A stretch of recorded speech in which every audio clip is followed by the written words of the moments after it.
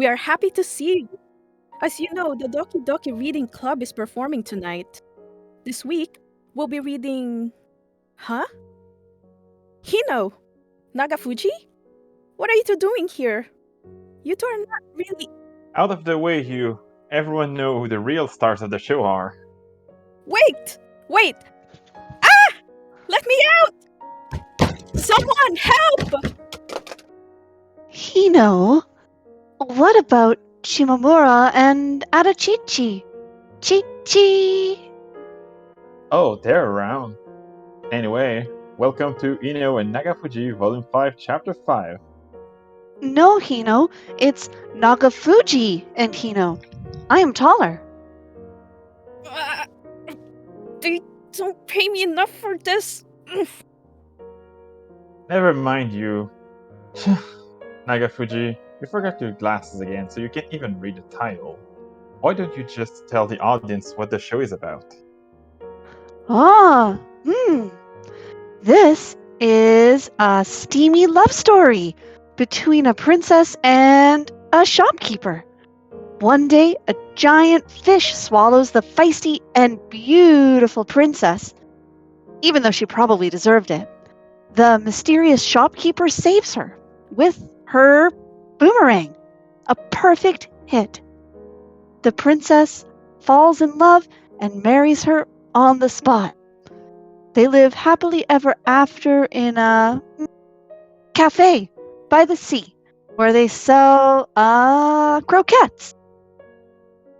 Whoa, actually, this isn't Adachi's makeup chapter. Hino, don't play dumb. You know the heart wants what the heart wants. Nagafuji, we should go. How long do you think you can ignore what's between us, Hino? You two! Get out of the chapter! Oh, hum. Ooh. You... Those two, what are they thinking? They really don't pay me enough for this. Wait! They don't even pay me at all! Anyway, enough about my hostile working conditions. Let's get back to Adachi's story, shall we? Okay, here we go. Even after their bridge was rocked by the storm, Adachi's heart still wants Shimamura. But to completely close the gap between them, this determined Sakura learned that she needs to extend her branch to the entire Shimamura household. Starting with the smallest of them all, will Adachi succeed in making new connections that will let her love bloom? Come along and don't forget to invite your number one friend. It's time to Adashima and chill.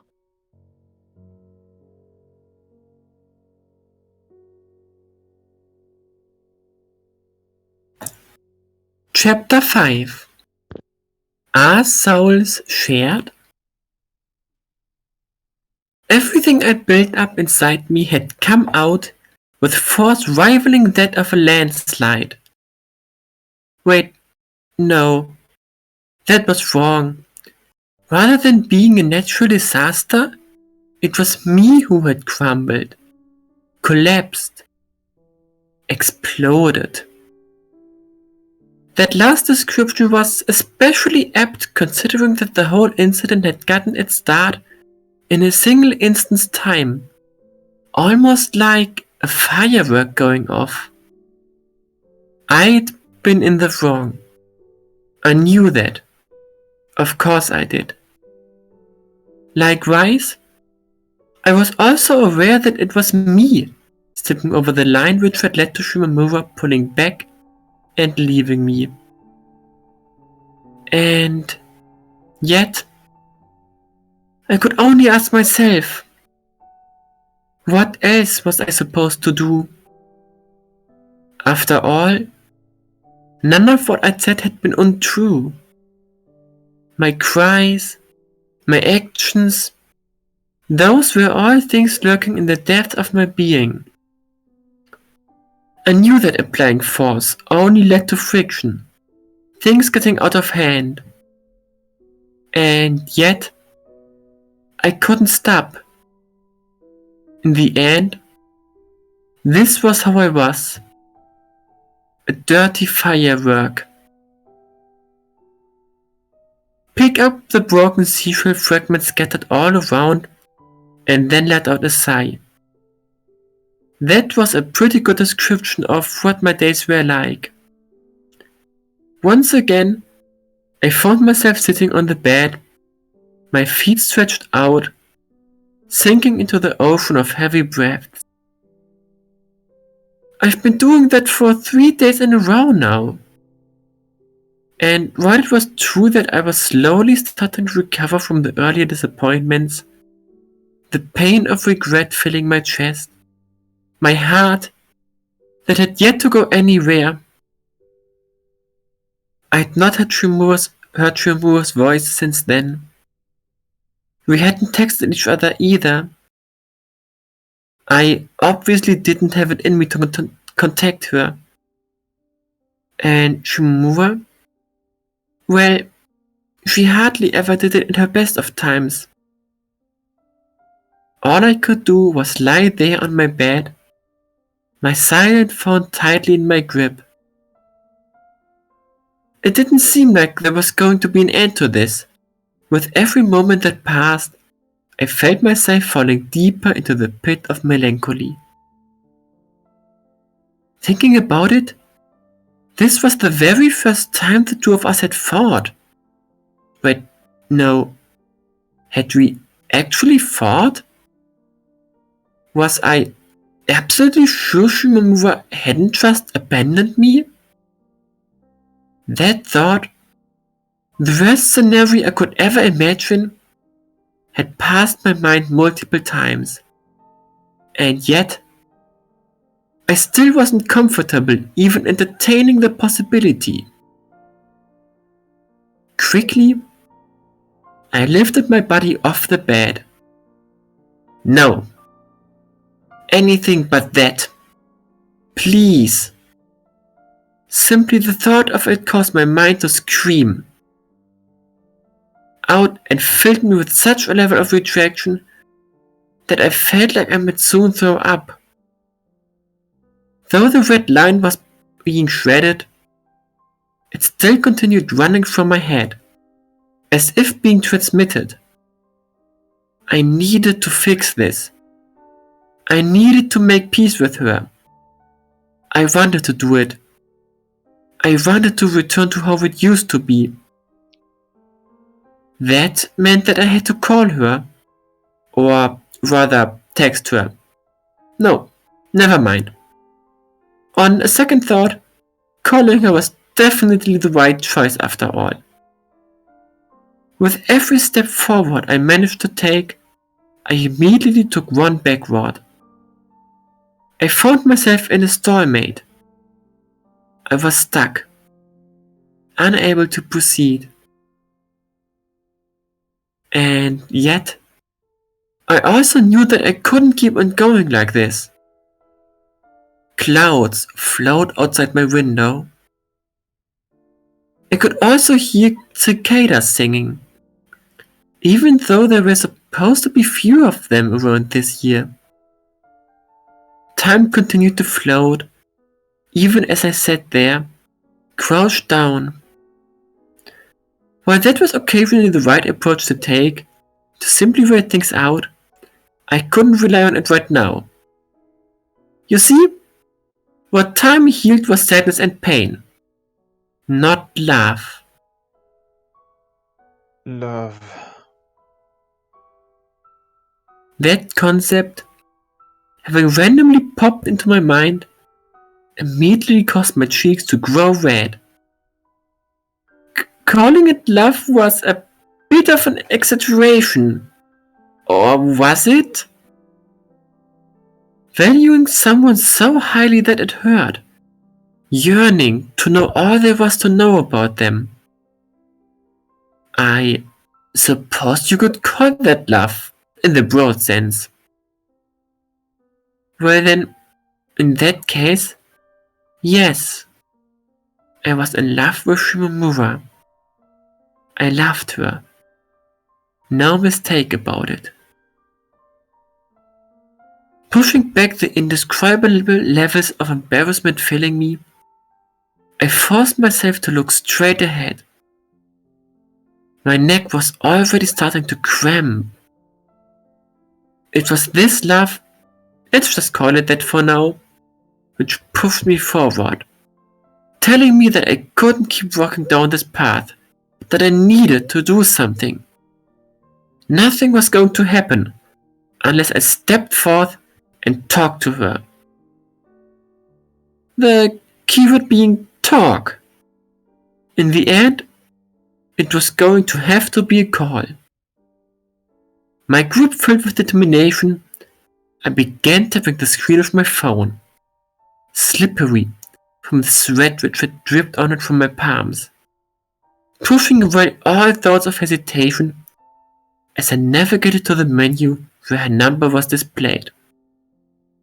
Already, I was being eaten up from inside by tiny worms of anxiety. What if she had blocked me? What was I going to do then? Would I be ready for the worst? Would I be able to give up if it came to it? My mind was busy at work, setting up defensive barriers, as if to keep the resulting wounds to a minimum. I swiftly tore them down, like brushing away spider webs. Leaving the 70 or so messages I'd written but not sent behind to rot, I did it. I pushed the button. I reached my hand out towards Shimamura. Were she to reject me? Turn me down? I wouldn't be ready for that. I couldn't guarantee that things would work out. And yet, I had no choice but to go for it. There were many things in life that things you just had to be willing to do. As far as I was concerned, Shimamura's presence was something I absolutely required if I wished to keep on going with my life. Or at least my second year in high school. Tortured by the beeping sound, I sat there, waiting for the call to connect. I waited, and waited, until, at last, Yes, hello? Oh. before I knew it, both my eyes and lips had begun to quiver, pushing forth a wave of emotion which I really should have kept hidden. My chest hurt. It felt like I was being crushed under an enormous weight, one which pushed me down against the surface of the bed. While it was hardly worth Shimamura's voice to have such an effect on me, this time the nuance behind it was slightly different. My anxiety had gotten the better of me. The full length of both of my middle fingers were now numb, almost as if affected by a poison of some kind.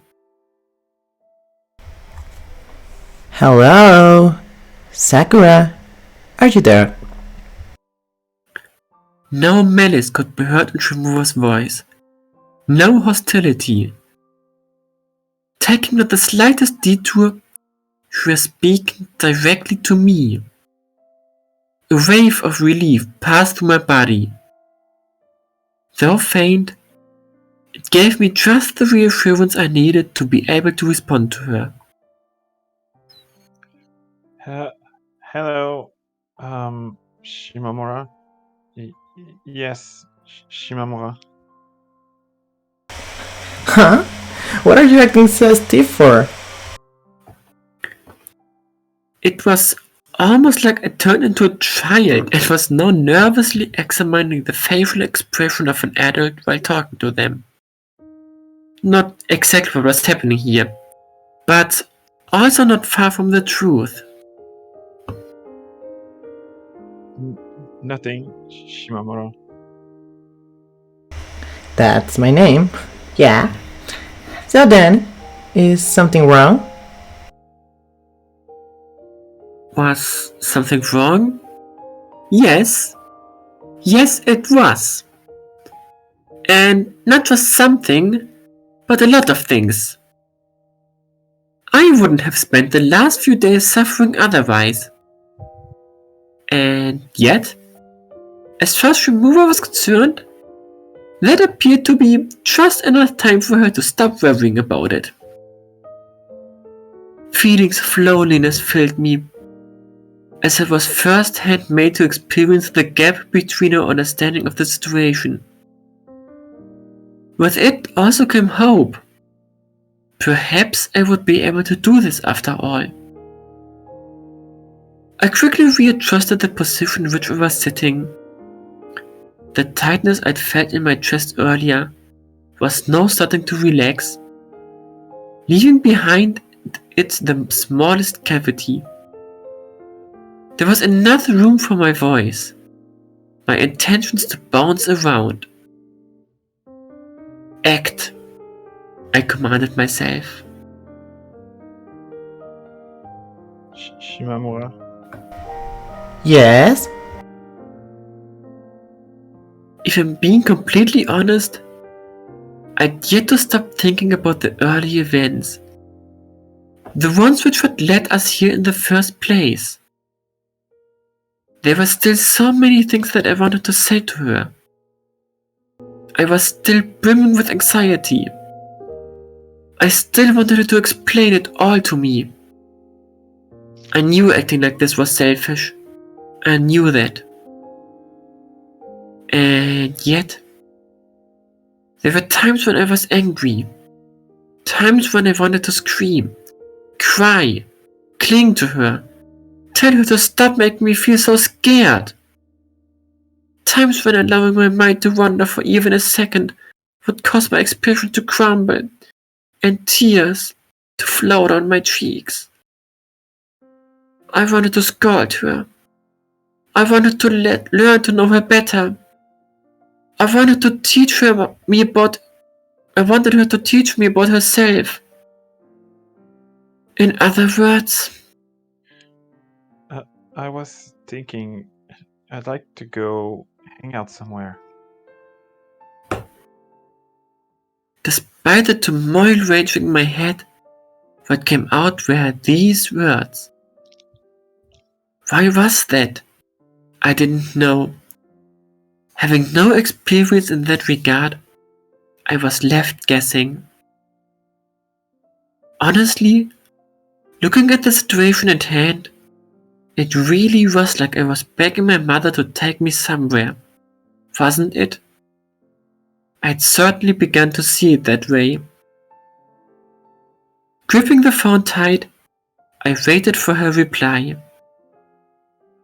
While earlier it had just been my palms, now my entire body was covered in sweat. Okay, sure. I don't mind.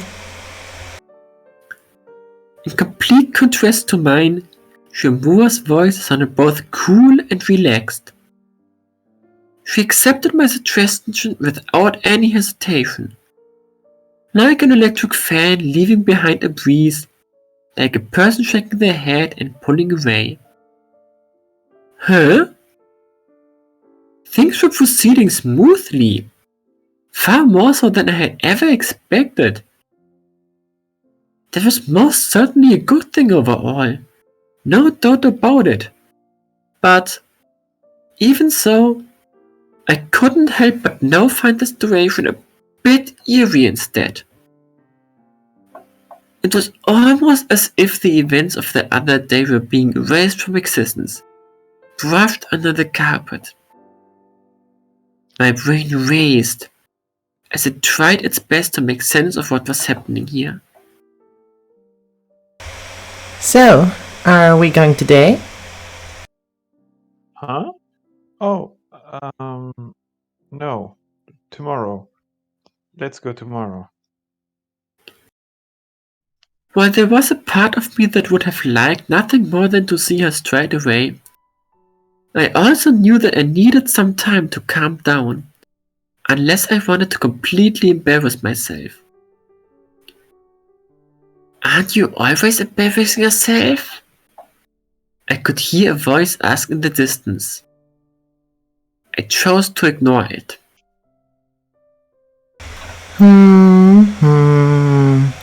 Tomorrow, huh? Alright. Do you have anywhere in mind you'd like to go to? I did. I most certainly did. Reaching for my desk, I grabbed the list I'd written earlier. I then took a hard, long breath. Okay, this was it. This was what it had all been leading to. Shopping. Shopping comes first. Okay. After that, the pool. Okay. Then I'll come over and stay the night at your house if that's okay. I proceeded to go down the list, reading off one item at a time. Oh, wait! I'd been so excited that I accidentally skipped over holding hands. Whatever. I could simply add that later while we're doing other stuff. Yeah, just watch me. This sounds so structured. Like you were reading a list, almost. A very keen observation. I had to say, I did have a list in my hands, and it was in fact well structured. Full marks on both accords. Of course, and this went without saying, that didn't make my passion any less genuine. Going to the pool is fine with me, but are you sure that you want to stay over again? The room upstairs doesn't have an air conditioner. That's fine. I'm actually good at dealing with heat. Yeah, doesn't bother me. Really? Was that the case? The words coming from my own mouth managed to shock even myself. Weird. I remember you always complaining about it when we used to hang out at the sports hall. I've grown since then. Right. I've grown a lot in the past year. I'd love to show my progress to you, Shimamura. Hehehe. I added in a desperate attempt to smooth over my strange statement. Well, I suppose it'll be fine. Your faces have a tendency to grow pretty red. What exactly was that supposed to mean, and why had she felt it necessary to point it out? I didn't know. Her words were as difficult to pass as always. Whatever the case, there was certain truth to them. Even though I felt like I might start blushing at any moment. While the road there had been a bit bumpy, ultimately, I'd managed to get Shimamura to allow me to stay over at her house. Feeling relieved beyond words, I gave the list I was holding a long, hard look. Putting it together truly had been worth the effort. There simply was no way I would have gotten this far had I been stumbling from the offset. Honestly, I'd kinda expected that to happen. For me to fail. I wonder, why was it that everything was going so smoothly? We went on to agree on where and when we were going to meet, And after talking for a bit more, I began to anticipate that Shimamura might soon end the call. Alright, well, see you tomorrow then. Right. Oh, Shimamura? I mumbled, clinging onto her voice before it managed to grow distant. Yeah? She was back. Back to me. I was really happy to hear her voice, to be able to talk to you. It was my hope that telling her this would stop her from once again putting distance between us. Would that work? Nah, probably not. The anxiety filling me made it impossible for me to imagine that things might go that well. And yet, I still couldn't help but do it. The pleasure was all mine. With that comment and a short laugh which followed, she finally hung up. This time for real. The fact that she had trouble ending calls once again proved to be positive. That said, there was no denying that it made me horribly sad to no longer be able to hear her voice. I stayed like I was for a short while after the call, my arms fixed in place, unable to move. Why? Because I was unsure if things had really gone as well as I thought they had. I lacked confirmation. Everything had happened so fast that it just didn't feel real. One moment we'd fought, and the very next instant the matter had already been resolved without me actually doing anything. Making peace with someone normally required at least somewhat of effort.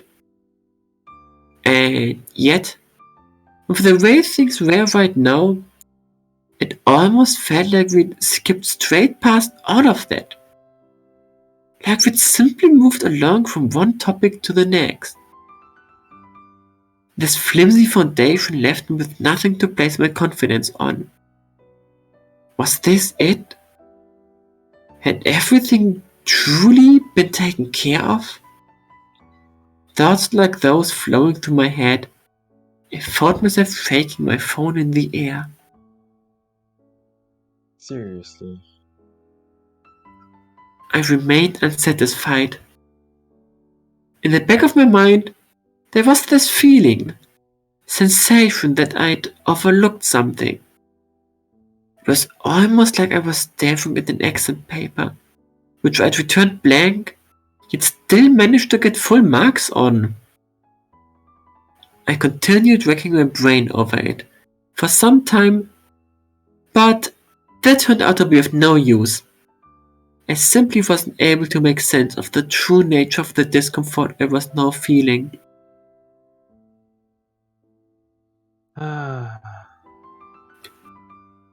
Going through the list of all the things I wanted to do before school started again, I realized something.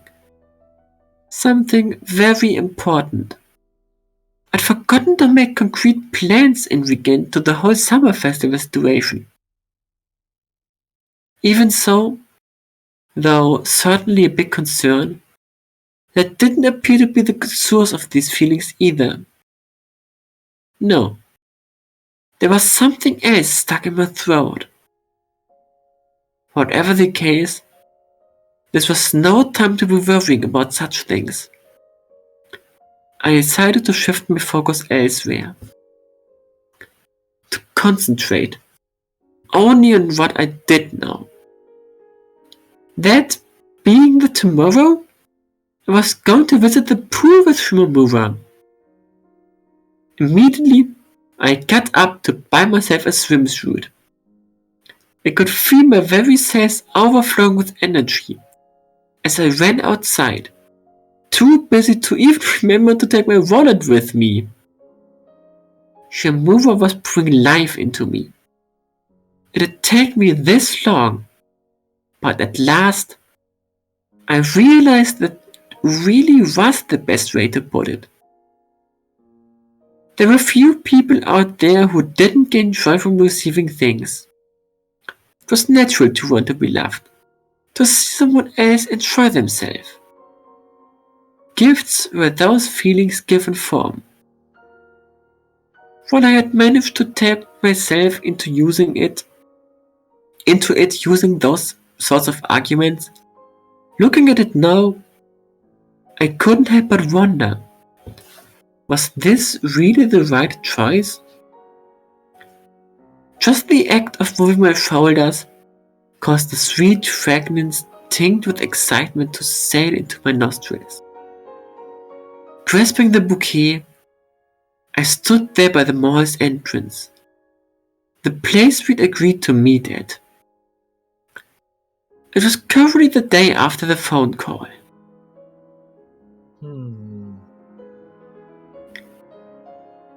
I'd ultimately settled for a flower bouquet after what felt like an eternity of struggling to reach a conclusion.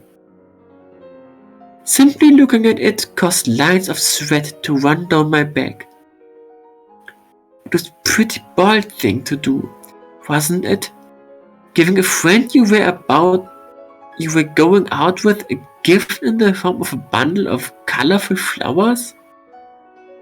Really, there was barely need to think about it. This obviously went far over the line. I could see as much myself after calming down a bit. And yet, here I was. That was a pretty common occurrence with me, I'd noticed. I'd often plunge into a direction which surprised even myself when trapped in the whirlwind of bewilderment. Picking up the right path to follow was difficult to do when you were lost. I knew that to be the case. Obviously, I did. Even so, I had to say, it was quite the problem how far I tended to stray off course at times. There was something wrong with my sense of direction, or simply my good sense. The parking lot was full of cars that day. Was that due to it being summer break? Probably. Families and what looked to be groups of students walked in and out the door next to me, occasionally giving me glances as I stood there by myself with a flower bouquet in hand. I wonder, from their perspective, did it look like I was waiting for someone famous? A celebrity? I suppose there were certain elements to that which ran so far away from the truth. I could only blame myself for buying the flowers. But besides them, there was also another source of worry, which continued giving me trouble. What sort of face was Shimamura going to make? While she sounded just like usual on the phone, that did little in the way of soothing my concerns.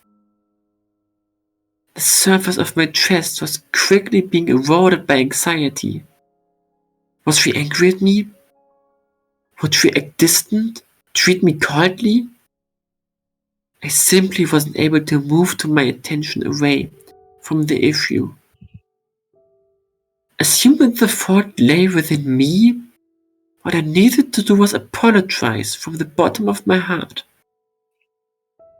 At the same time, I also got the feeling that this had more to do with the mismatch between our values, how we saw the world.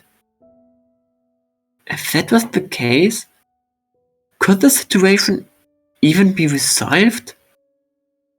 Glancing at the corner of the parking lot to see Shimamura had arrived, I was left with no choice but to pray that it could be. The song of cicadas coming from the trees planted near the mall filled my ears. It was almost as if Each and every one of them was its own musical instrument. They alone disturbed the stagnant heat brought upon by the blazing sun, taking the place of the wind, which had long since stopped blowing. Listening to them, I could feel the backside of my tongue grow dry. Shimamura was nowhere to be seen. That made sense. I'd arrived way earlier than what we'd agreed upon. While this was certainly a common occurrence, the reason I'd done so today was slightly different from the norm. It had been anxiety, which pushed me forward, forcing me to move. As for happiness, well, I suppose that was on its way. Time continued to pass as I stood there, the sweet fragrance of the flowers doing little in the way of soothing me. How much longer would I have to wait for? I took my phone out and checked. As it turned out, the answer was 30 minutes. There were still 30 minutes left till our agreed time of meeting. I began putting my device away. But just then, I saw something. Something which almost caused me to fall off my backside. There was a person in the distance, waving at me.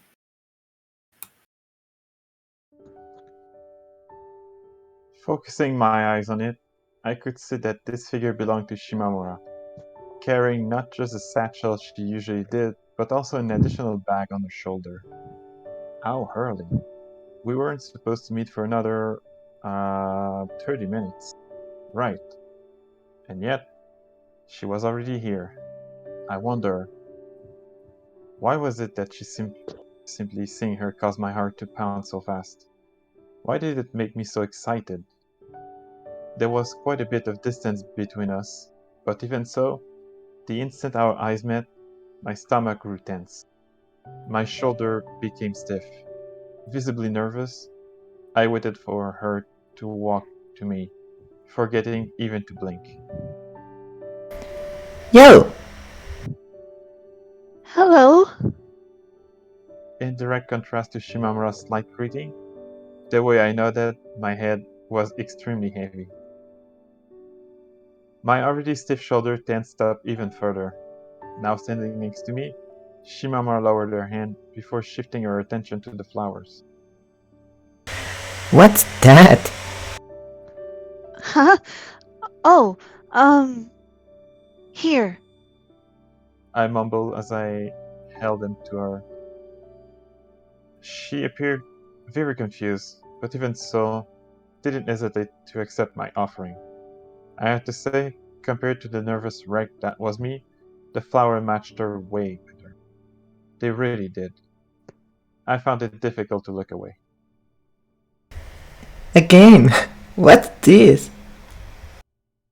How was I supposed to answer her?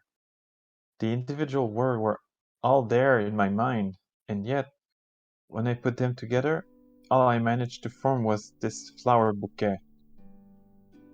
Is it like I'm being congratulated for something? But what? Did I hit my 2000 ball?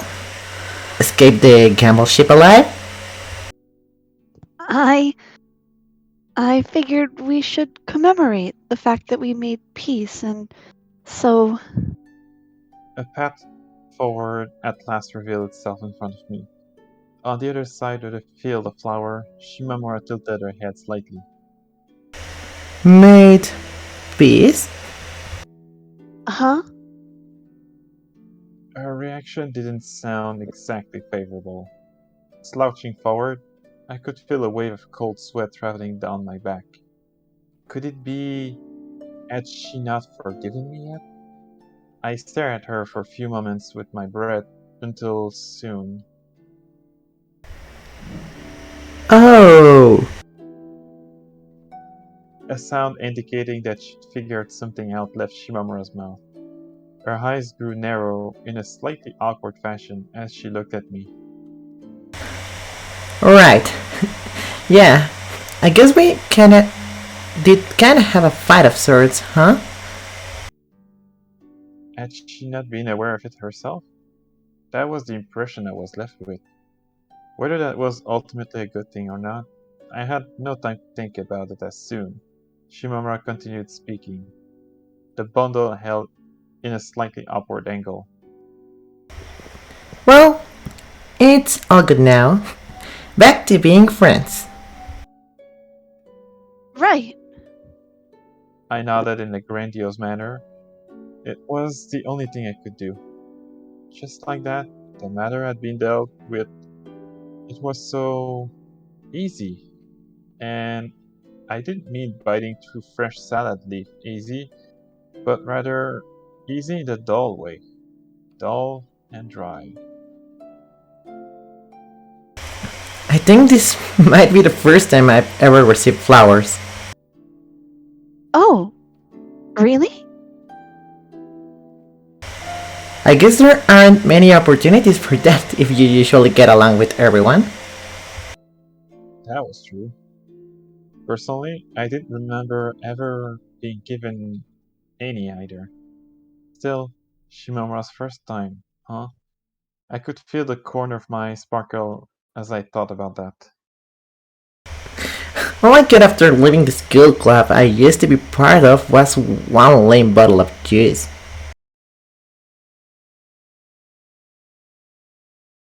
She commented, while lightly tapping the paper wrapped around the flower. I see. Now, more importantly, just look at you, Adachi. You're all sweaty. You should really wait it inside. Want to use it? She added while offering me a hand towel. I accepted the offer, but instead of doing anything with the towel, I simply gripped it tight before opening my mouth.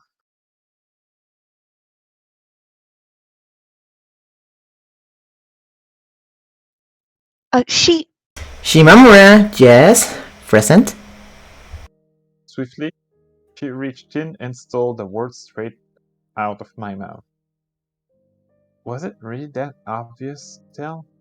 Did I always say the same thing? I wanted to see you as soon as possible. I grew increasingly aware of my ears as I spoke. They were so warm at this point that they practically tingled. Honestly, I was kinda surprised that they could still keep getting warmer. My head hung. I glanced up at Shimamura to gauge her reaction, only for her to say the following. As soon as possible. I'm not sure if being behind the door really would have made that big of a difference. Every step counts. I spoke quickly, as if interrupting her. My shoulder had become slightly elevated. Every step counts. That's how badly I wanted to see you. I tried to, but the word refused to come out. Instead, my lips were left to tremble, forming an incomprehensible mixture of different sounds. It was no longer possible for me to look at her straight. Quickly, I shifted my attention away. This turned out not to have quite the effect I'd wanted, as immediately afterward, Shimamura began staring at me instead. I was left in a state of shock, prompting her to take back the towel she'd given me moments earlier and wipe my forehead for me. Naturally, this only made me even more flustered, and as I stood there, all stiff with my mouth wide open, Shimamura moved down toward my neck, wiping it clean of sweat as well. My eyes were left spinning their sockets, following suit with my voice in trying to convey an emotion but failing to do so. Coupled with my complexion, I wouldn't blame anyone for thinking that I was currently suffering from heat stroke. Oh, speaking of, You came kinda early today, huh? I decided to point out, completely ignoring the fact that I myself had done the same. Yep, I figured you'd show up early too, Adachi. Once again, Shimamura had acted in accordance to what she thought I was going to do. She had been spot on like usual, yes, but even so, it kinda felt wrong. I was left with the impression that rather than actually seeing what was going on inside my head and understanding my thought process, she was merely scratching the surface. This all went to explain why I wasn't trembling with joy at the present. No, I was only moderately happy. Okay, all sweat free now. Thanks. I mumbled as I lined up next to her, moving fast with tiny steps, almost like a chicken. This alone was apparently enough for Shimamura to guess what I was planning to do, and before I could even say anything, she lifted her right hand and held it out to me. Here, How many days has it been since I last touched her? The mere thought of that caused the inside of my chest to swirl. if only my little sister was this honest. Huh? Nothing. She stated before quickly turning forward. Looking at her, the flower bouquet held against her chest while her other hand was wrapped around mine. She really did seem like a person straight out of a painting. I found it impossible to avert my eyes. Seriously, what is this? Shimamura repeated her question from earlier. She wasn't talking about the flower this time, but instead about herself, the entire situation at hand. Softly, the bouquet swayed. Did she not enjoy this? Was she feeling uncomfortable? Baseless worries such as those quickly began creeping their way into my mind. That didn't last very long, however, as, thankfully, a smile soon appeared on her face, bringing with it a wave of relief. While I didn't have the list of things I wanted to do with me, my, my fist still clenched as tight as if gripping it. We ended up dropping by Shimamura's house real quick before going shopping. Why? Well, after talking for a bit, she'd come to the conclusion that it would be for the best to get the flowers into a bowl before they went bad.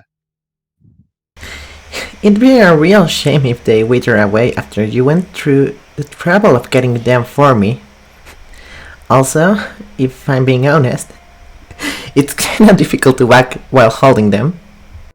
But Don't worry, we got plenty of time. She laughed, as if predicting what I was about to say. By reflex, my lower lip relaxed. Shimamura laughed at me. An emotion of warmth filled me, warmer than even the abnormally hot summer. Were the concept of warm and hot something that could be felt separately? I'd never really thought about it before, just like that. My eyes had been opened to a new mysterious aspect of being a human. With Shimamura riding on the back of my bike, we headed toward our house. Warmth wasn't the only thing I felt.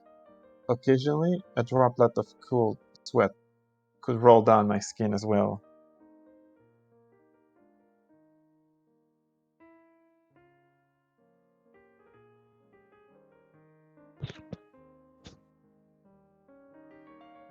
ah, back already.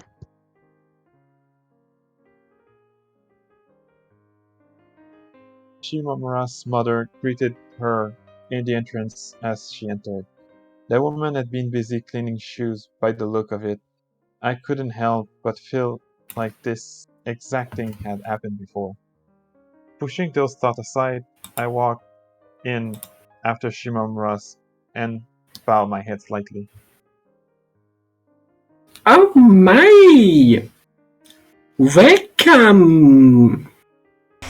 Don't get too excited. We only came to drop these flowers I was given. Flowers? By who?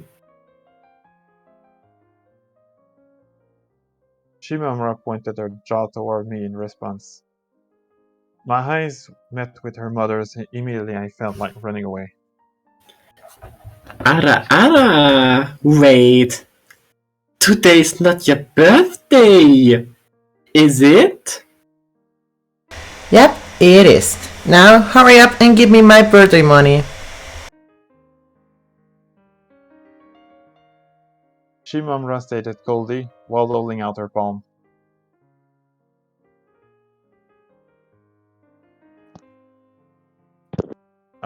This was obviously a lie, and instead of money, what she received was a bite mark on her middle finger. Apparently, the woman had seen through her trickery and decided to respond accordingly.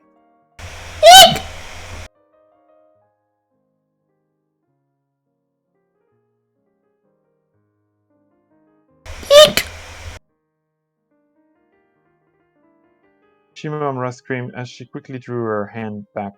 As for her mother, well, I could hear her cackling to herself as she ran away, almost like a criminal escaping the scene of their crime.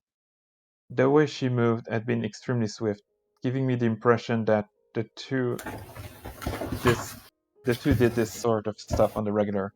Having now recovered from the shock of being bitten, Shimamura turned her attention to me while scratching her head awkwardly.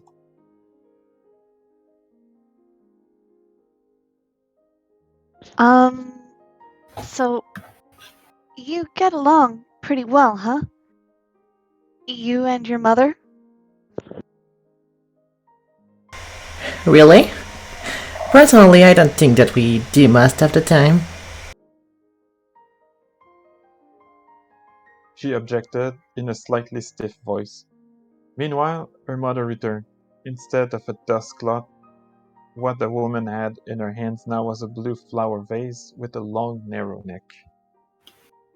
Here's the vase. I also put water in. Yeah, I'm not blind. Anyway, thanks. With those words, Shimamura quickly took the vase and placed it on the nearby shelf. Oh, and so that you know, Adachi's going to be staying over tonight. Hmm. The woman mumbled in response before turning her eyes my way. Reflexively, I pulled my jaw in, prompting a smile to appear on her face. Help Hougetsu with her studies. Will you? Huh? What did she mean by that? Immediately, I looked over to Shimamura, as if seeking answer. Could it be? Did her mother have a slightly wrong impression of me?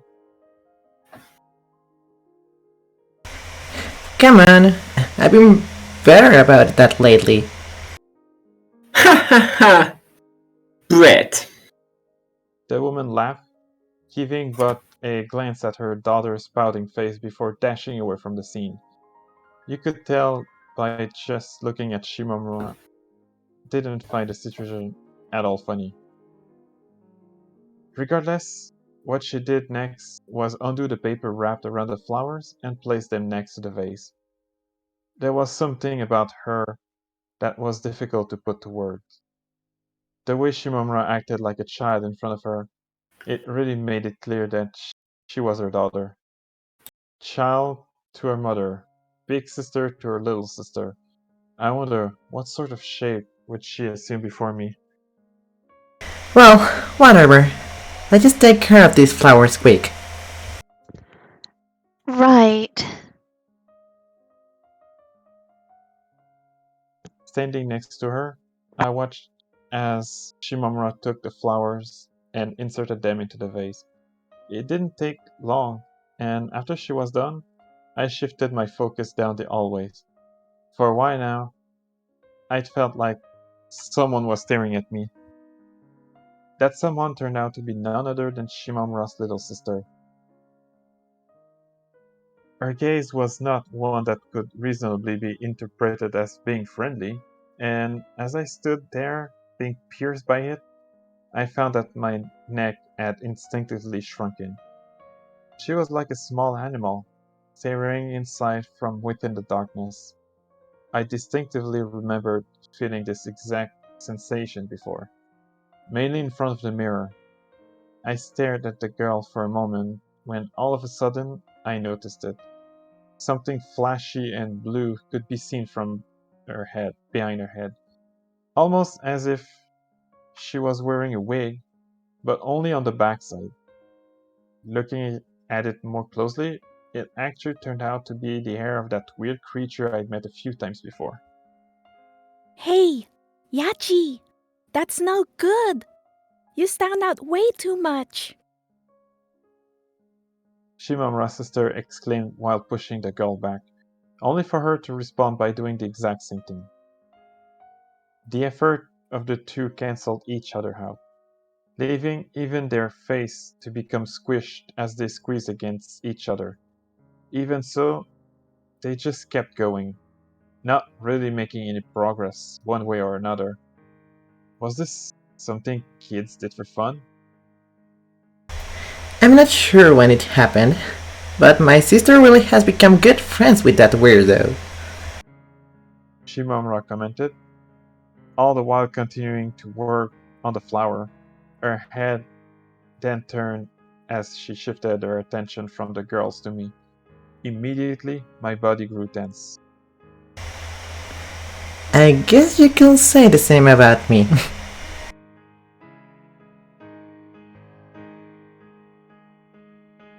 With that short statement, she once again returned to the flowers.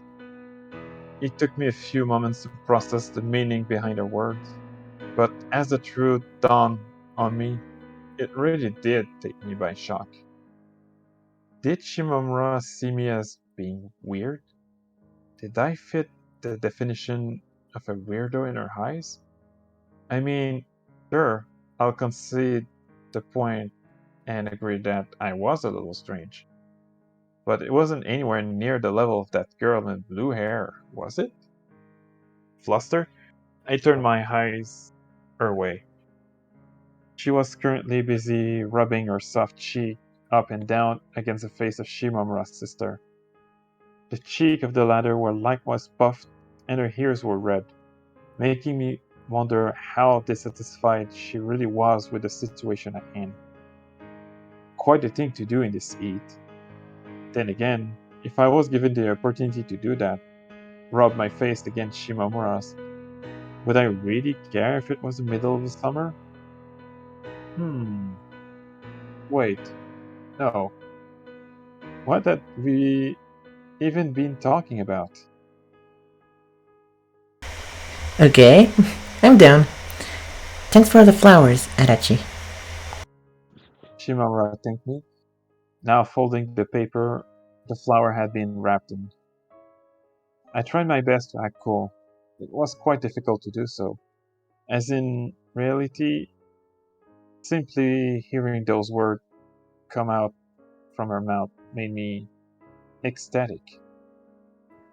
Right. Yeah. Good. I'm glad. As long as you enjoyed them, then that's all that matters. So much for acting cool. Then again, as far as I was concerned, I suppose it wasn't a half bad attempt. It was shopping first, right?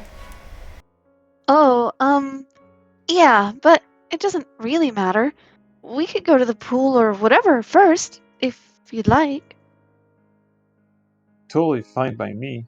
I gestured by raising the bag which held my swimsuit, extending her neck as if to circle around said bag. Shimamura took a long look at me. You sure are a big fan of the pool, huh, Adachi? It's almost as if you had an obsession over it. Huh? Well, it's really warm outside, and the water is cool. Yeah, I like that. It's cool. Not obsessed about seeing you in a swimsuit. No, I waved my hand in the air. It would make me look extremely suspicious if I were to actually say something like that out loud. Even if I knew that, it was a reason why I didn't do so. Of course I didn't. I'm just wondering, since you always fake being sick so you didn't have to do sports in school. That's different.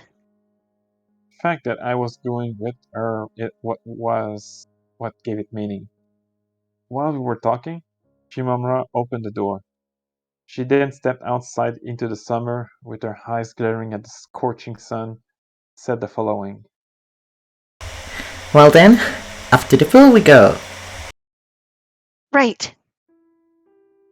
I went ahead and pasted a sticker on the metal copy of the list of all the things I wanted to do that I had stored in my head. So which pool are we going to? Do you have any specific one in mind, Shimamura? While I had looked up pretty much every single pool in the entire town beforehand, I did want to hear Shimamura's opinion as well. Do I have one in mind?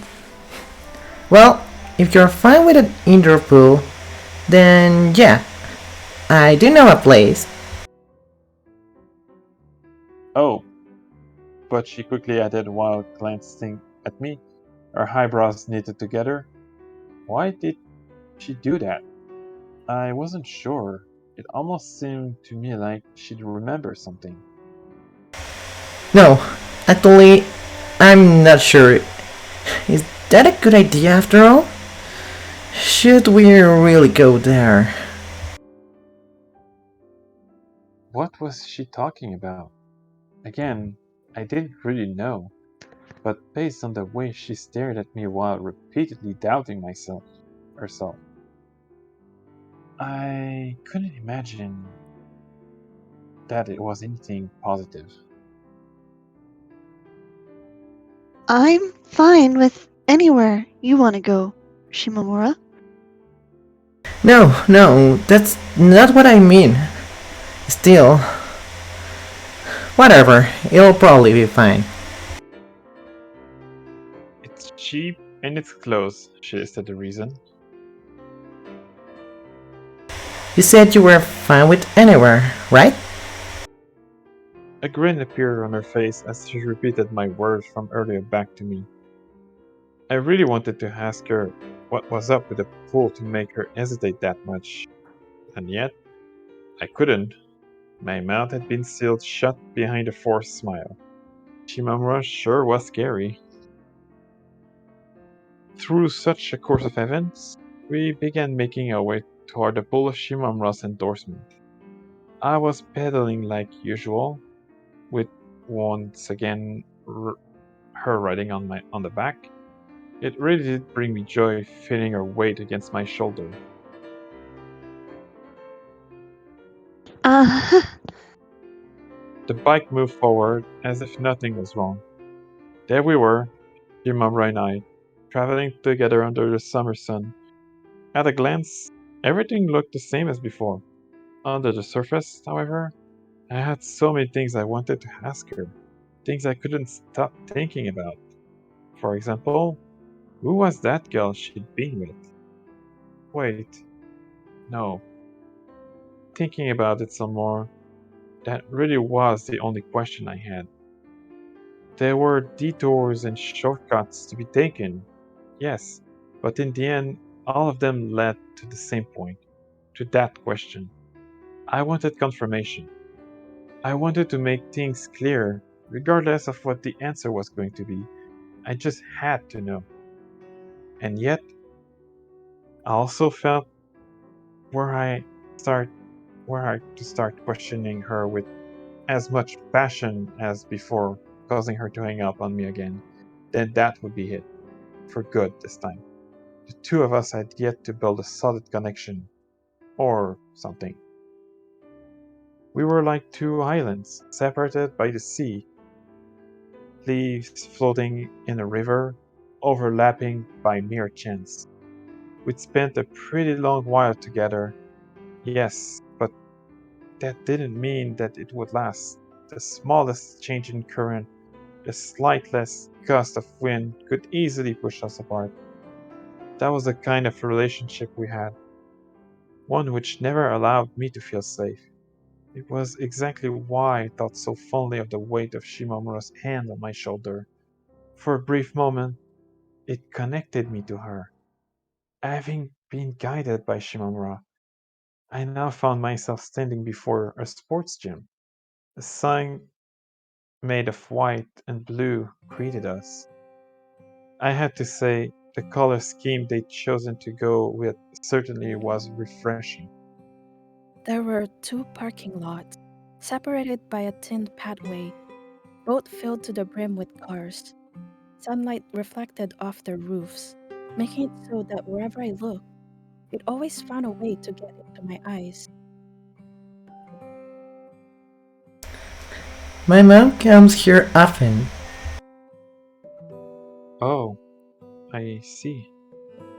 Having just taken her bag out from the basket of my bike, Shimamura grew stiff for a moment. Then she took another look at me before stating the following. My mom does. Why had she felt it necessary to repeat herself?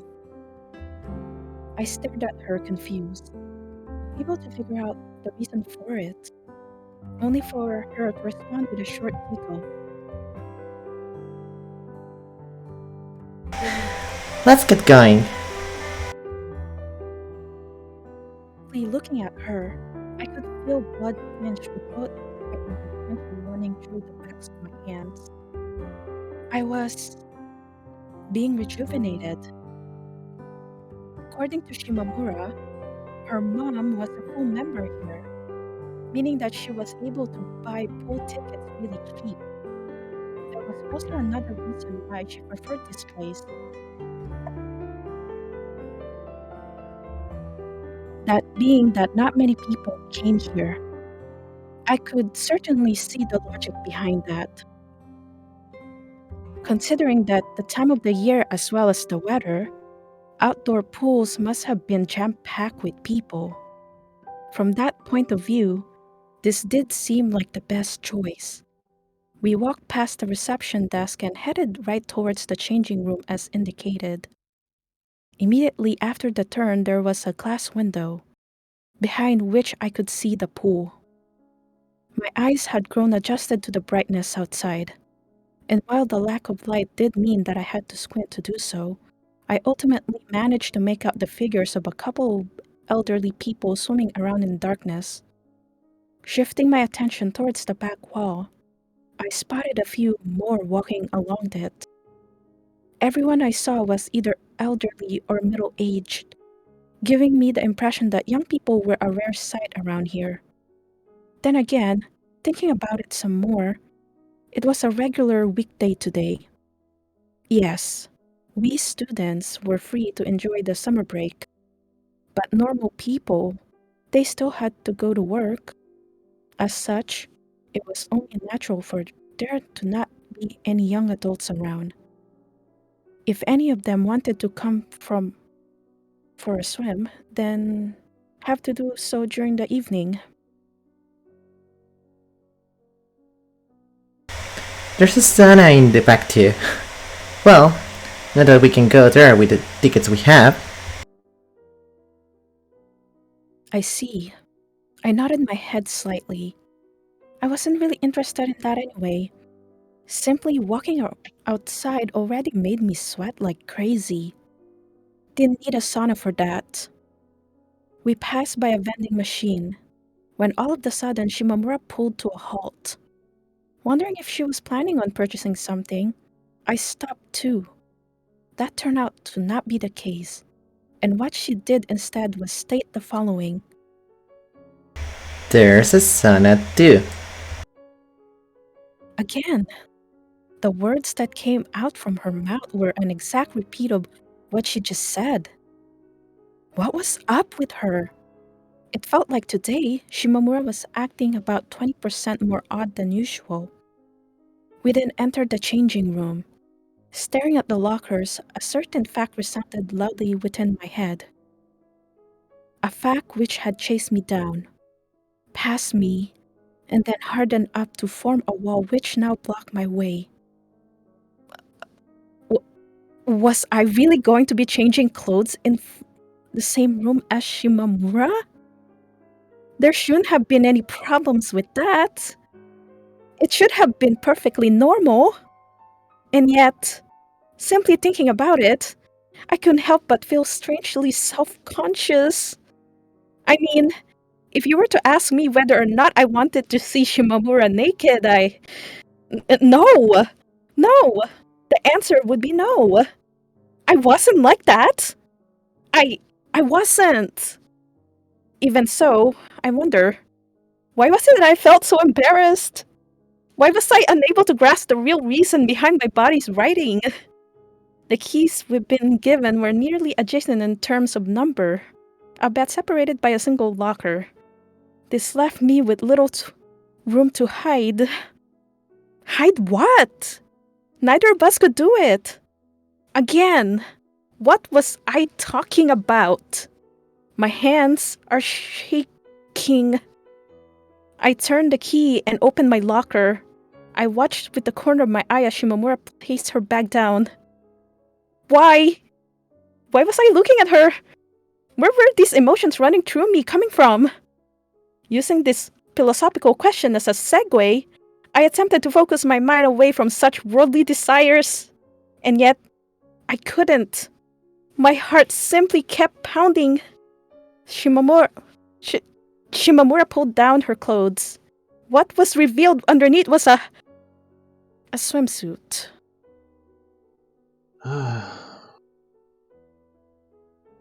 It appeared that she'd already been wearing it under her clothes by the time she left her house.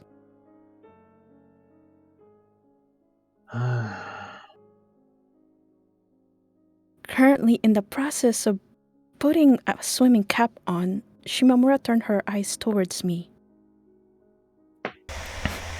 What is it? Oh, nothing. I shook my head. I shook it really hard. I just kept doing it, purposely making it so that it was hard to tell what exactly I was saying no to. Oh, are you thinking that it's kinda childish to come already wearing a swimsuit? A vague laugh left Shimamura's mouth as she readjusted the shoulder straps.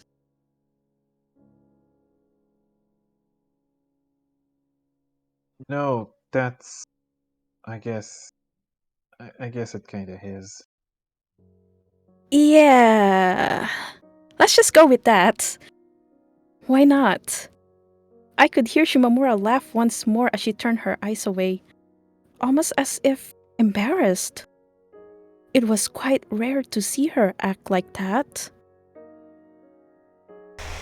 Doing it this way is just so much easier than it's kinda become a habit of mine.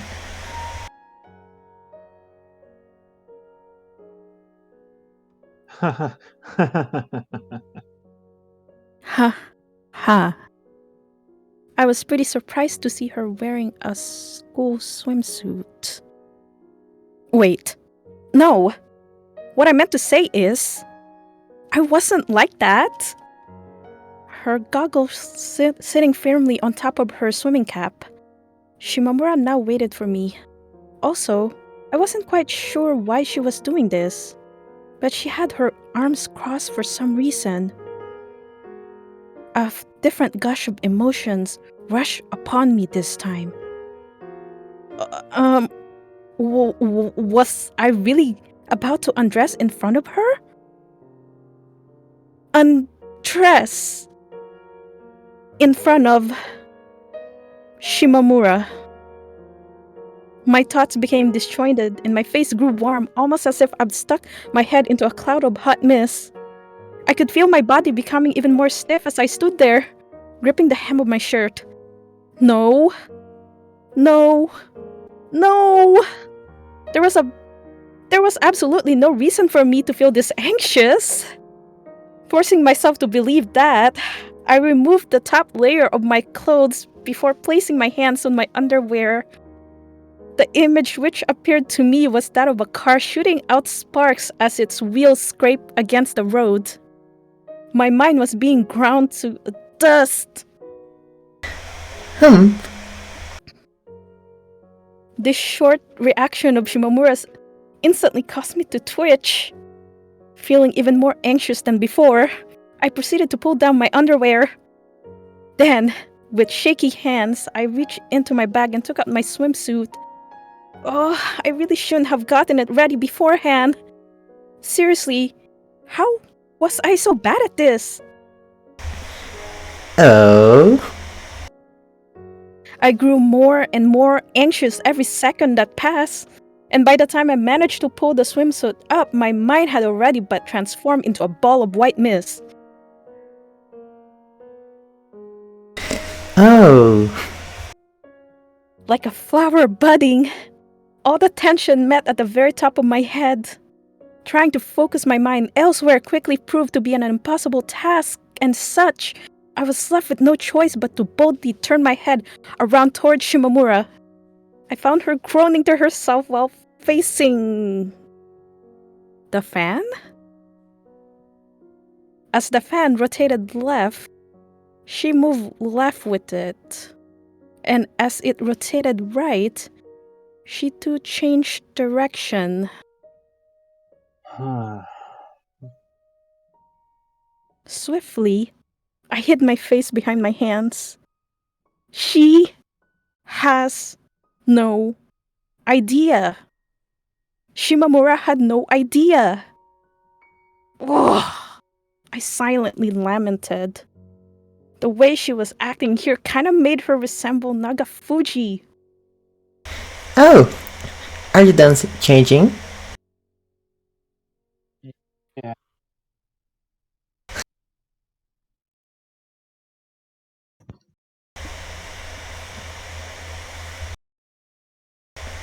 Wow, that sure isn't a skill swimsuit. No. Considering the general atmosphere of the pool as witnessed earlier, the swimsuit I bought especially for this occasion really did stand out. Well, probably. It was a blue one-piece.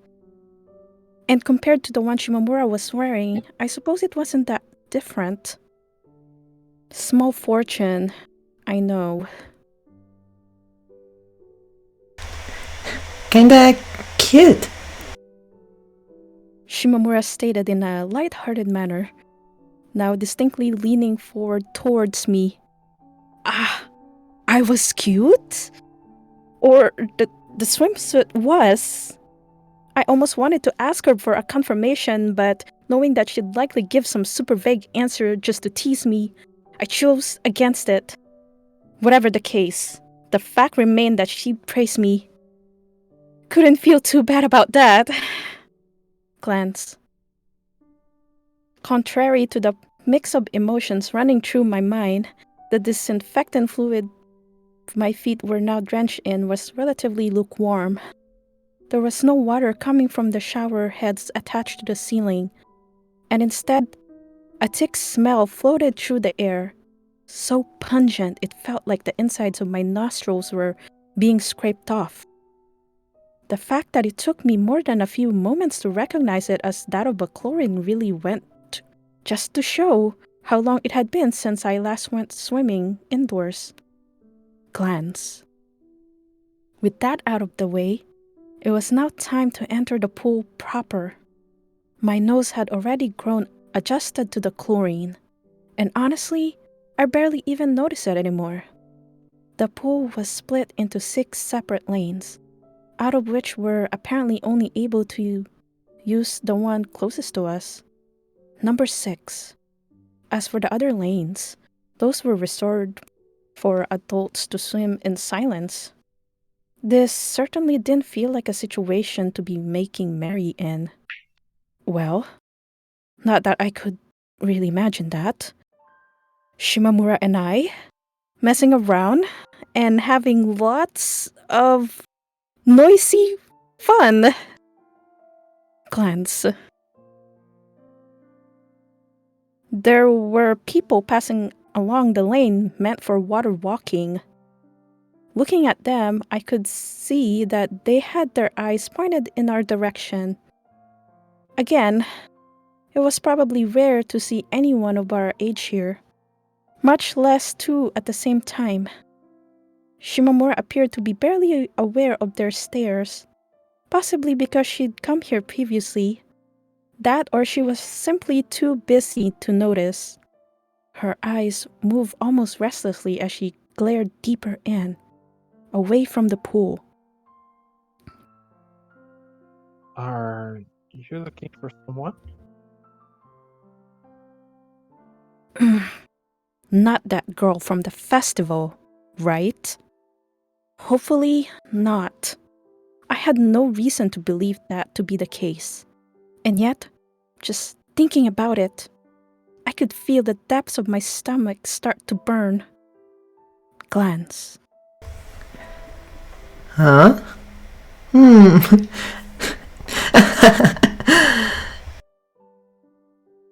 Shimamura didn't answer my question, instead choosing to scratch her cheek almost as if glossing over the matter. Glance. Hmm? It was there that I noticed something. Grew aware of what was really going on.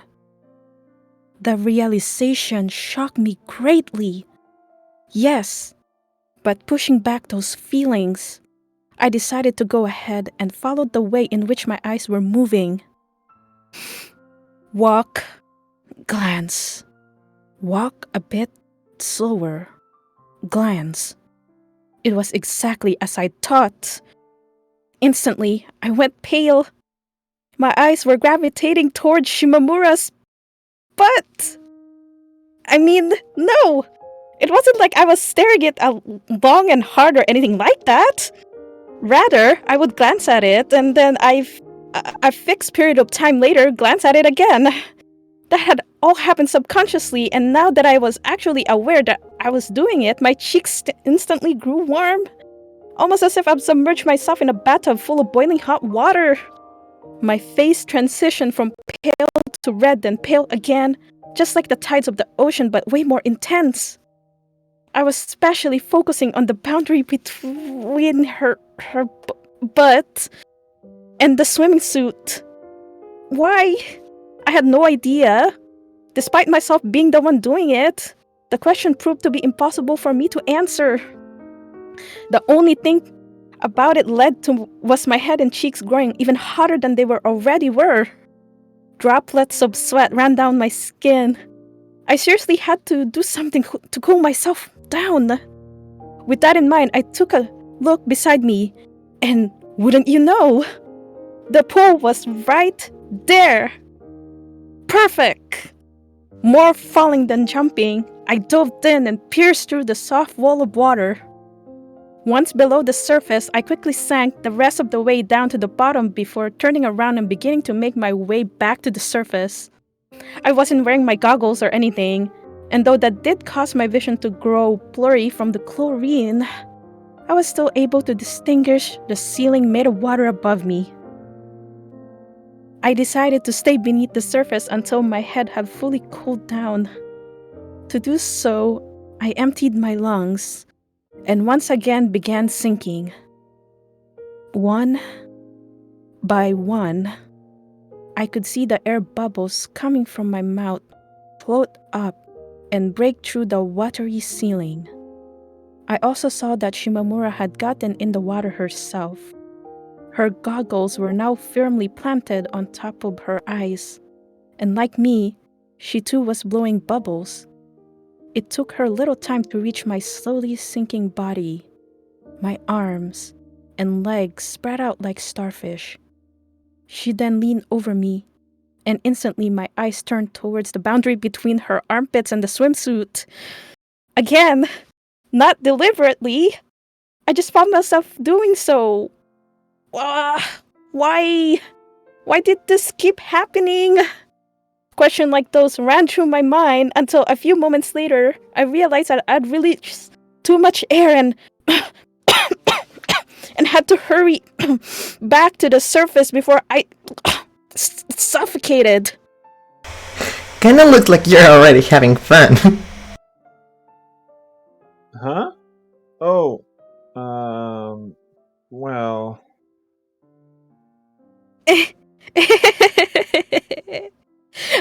I laugh in an attempt to dodge her statement. All the while, water dripped from my nose and every single muscle in my face continued to cramp. I'd been fooled. As it turned out, coming to the pool with Shimamura was far more dangerous of an act than I could have ever imagined. After a few moments spent catching my breath, I went ahead and wiped my face using my hand. There, at last, I was able to get a sense of the water's coolness, sinking a bit so that my shoulders were below the surface. I began swimming forward. Okay, now then, what should I do? I glanced over towards the lane next to us and saw that person there was going super hard at it, giving me the impression that this was a form of exercise for them. Personally, though, I wasn't really in the mood for that. Feels pretty good, huh? Shimamura, on the other hand, was merely floating in place, her jaw just above the surface of the water. It appeared that simply being able to escape the heat of the summer was more than enough to satisfy her. She was kinda cute, the way she did it. Almost like an alligator? Wait. Alligators were cute? Well, no, I just mean... Never mind. Oh, that reminds me. She stated all of a sudden before swimming over to me, both her face and hands gliding over the water like those of a frog. I waited, and soon found that she placed one of her hands on top of my head. I could feel her move it up and down slightly, almost as if she was patting me. Sorry about earlier. I shouldn't have said that. She apologized. It was the same way you'd apologize to a child. Well, I couldn't deny that it did bring a lot of questions to my mind the way she was treating me here. Those were quickly pushed aside by another sensation. That being shocked. No part of me had expected her to just randomly apologize. I now found myself at a loss as to how to respond.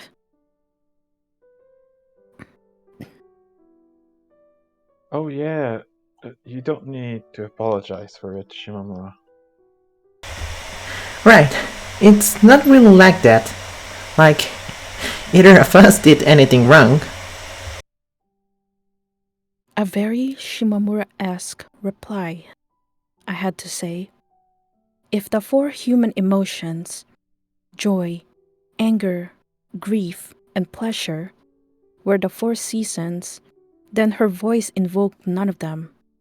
Its temperature was fixed, its wind calm. You hardly notice it as it passed you by. Even so, I really did mean what I said. It wasn't a lie or a joke or anything like that. I found great relief in the fact that, instead of making up excuses, Shimamura chose to walk down the path of honesty.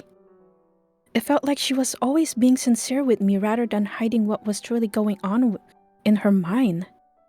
We spent the next few moments like that, her patting my head not like a big sister, but like a mother. It was a shame that I was wearing a cap and couldn't feel her hand directly. Even so, The sensation was still more than enough to calm me down. That was how I felt. Calm, like the water. However, just then, Shimamura opened her mouth and stated the following. Hey, Adachi, Huh? I was just thinking, it might be good if you also tried making friends with the other people. Different types of people. Huh? Before I knew it, I'd turned my face all the way up. Softly, as if persuading me, Shimamura continued talking. I'm not saying that you shouldn't be friends with me or anything, just that it wouldn't necessarily hurt if you broadened your horizons a little. Don't you agree? It might be more stable that way. My first reaction was to deny her words, stop them from entering my ears. That turned out to not be possible. Now speaking, what Shimamura did next was stare at me in silence. Like the surface of the water, my shoulders shook. Then, they stopped. I went ahead and actually thought about it.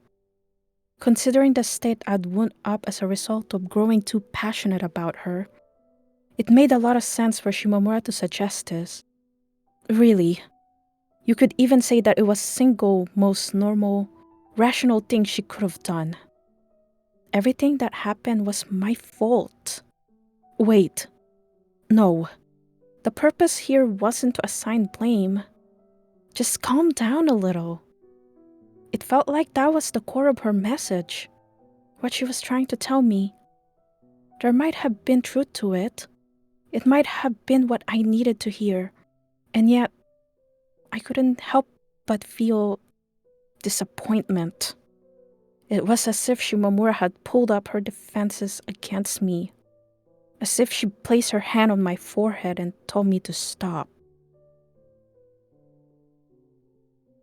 I'll think about it. I nodded, not because I meant it, but because I felt like I had to. This was the best I could do at the moment. Sure, it's ultimately up to you. What you value in life, so I'm not going to try and force you more than is necessary. But still. But still, I'm not sure how far I'm willing to go with that. While she didn't actually say that last part, it felt to me like what was implied. Right. Things had been going so well lately that I had almost forgotten the underlying truth. Shimamura was not gentle, nor was she kind. She was tolerant of others taking steps towards her, yes, very much so. But good luck ever wanted her to take one towards you. Like being dipped headfirst into a tank of ice water. And this wasn't a joke about the pool's temperature. I felt the very core of my body freeze over. While it obviously couldn't be, I really did get the sense that my skin was colder than the water surrounding it. There, at last, I realized something. Something that I'd failed to notice before. The matter which had brought me so much anxiety had been resolved just like that. Based on the phone call yesterday and now this, I was left with the impression that Shimamura barely recognized the events which had taken place as us having a fight. In her mind, we've been friends the whole time. It was for this reason that despite all that had happened, despite the storm and waves, today and the day before remained strongly connected. However, you shouldn't let yourself be fooled. While it might appear at a glance that things were going steady, that was actually a mere illusion. I couldn't help but shudder at the way she was treating me. Shimamura. I was right there next to her, and yet she felt so distant. Frightened by the sensation, I found myself calling out her name. Hmm? Her reaction sounded carefree, sluggish, even. Just then, I could see something moving behind her. It almost looked like those bubbles rising to the surface. I just pushed my head forward to get a better look of what was going on when all of a sudden, Shimamura disappeared underwater. What I now recognize as a human figure had swam to her, grabbed her shoulders, and pulled her underneath the surface. Shimamura! I screamed, all the while watching the mysterious person make their escape through the water, loudly cackling to themselves while swimming away. It felt like I'd heard this exact laugh not all that long ago. Whatever the case, I had to say, the person sure was going fast. They even cleared the partition which separated the lanes from one another with no trouble. The way they moved their feet was both wild and rough. Until I'd never seen a real one, I couldn't help but imagine that this was how a kappa would swim. Soon enough, Shimamura returned to me. She wiped her face clean, having resurfaced, her eyes remaining pointed into the direction of the water splashes. Though faint, the corners of her mouth were pointed upwards, forming a distinct smile.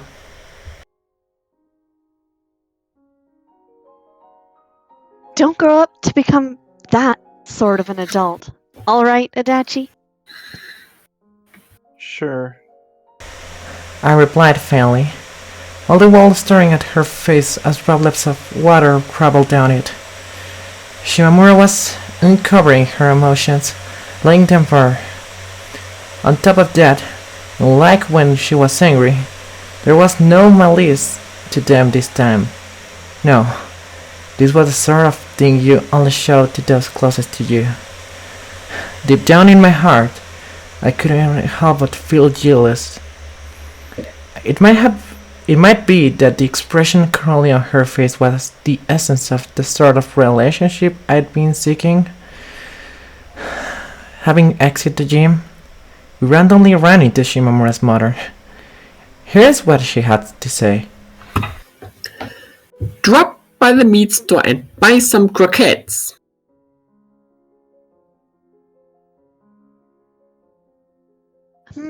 I think you forgot to say something.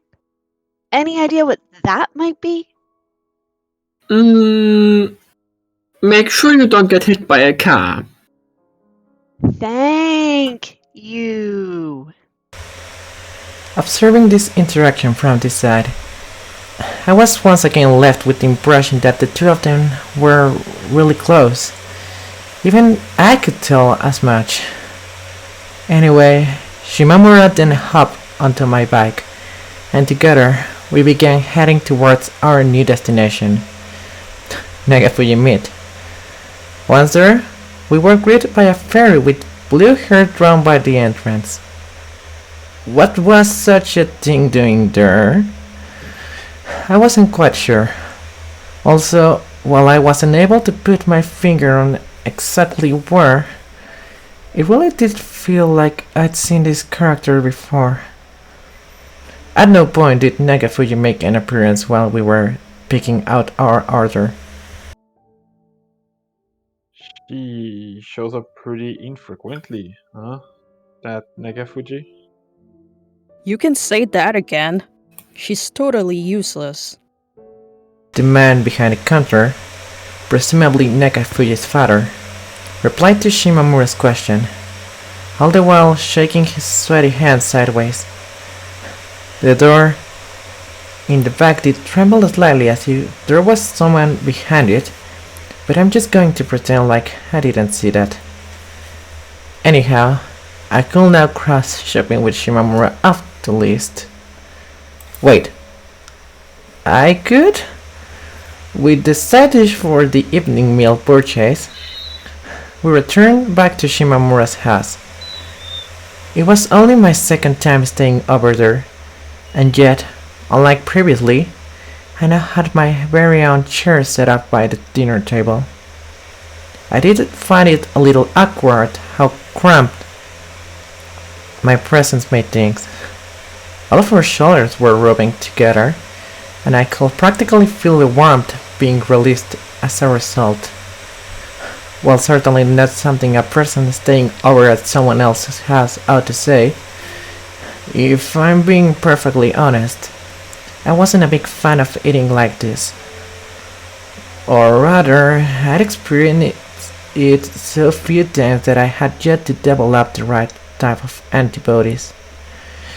Even the finest nutrition was poisonous unless you had immunity against it.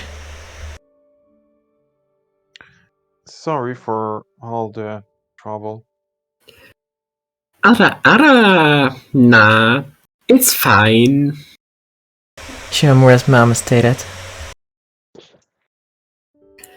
Don't worry about it. The girl with blue hair added. Hey, you shut up. Hehehe.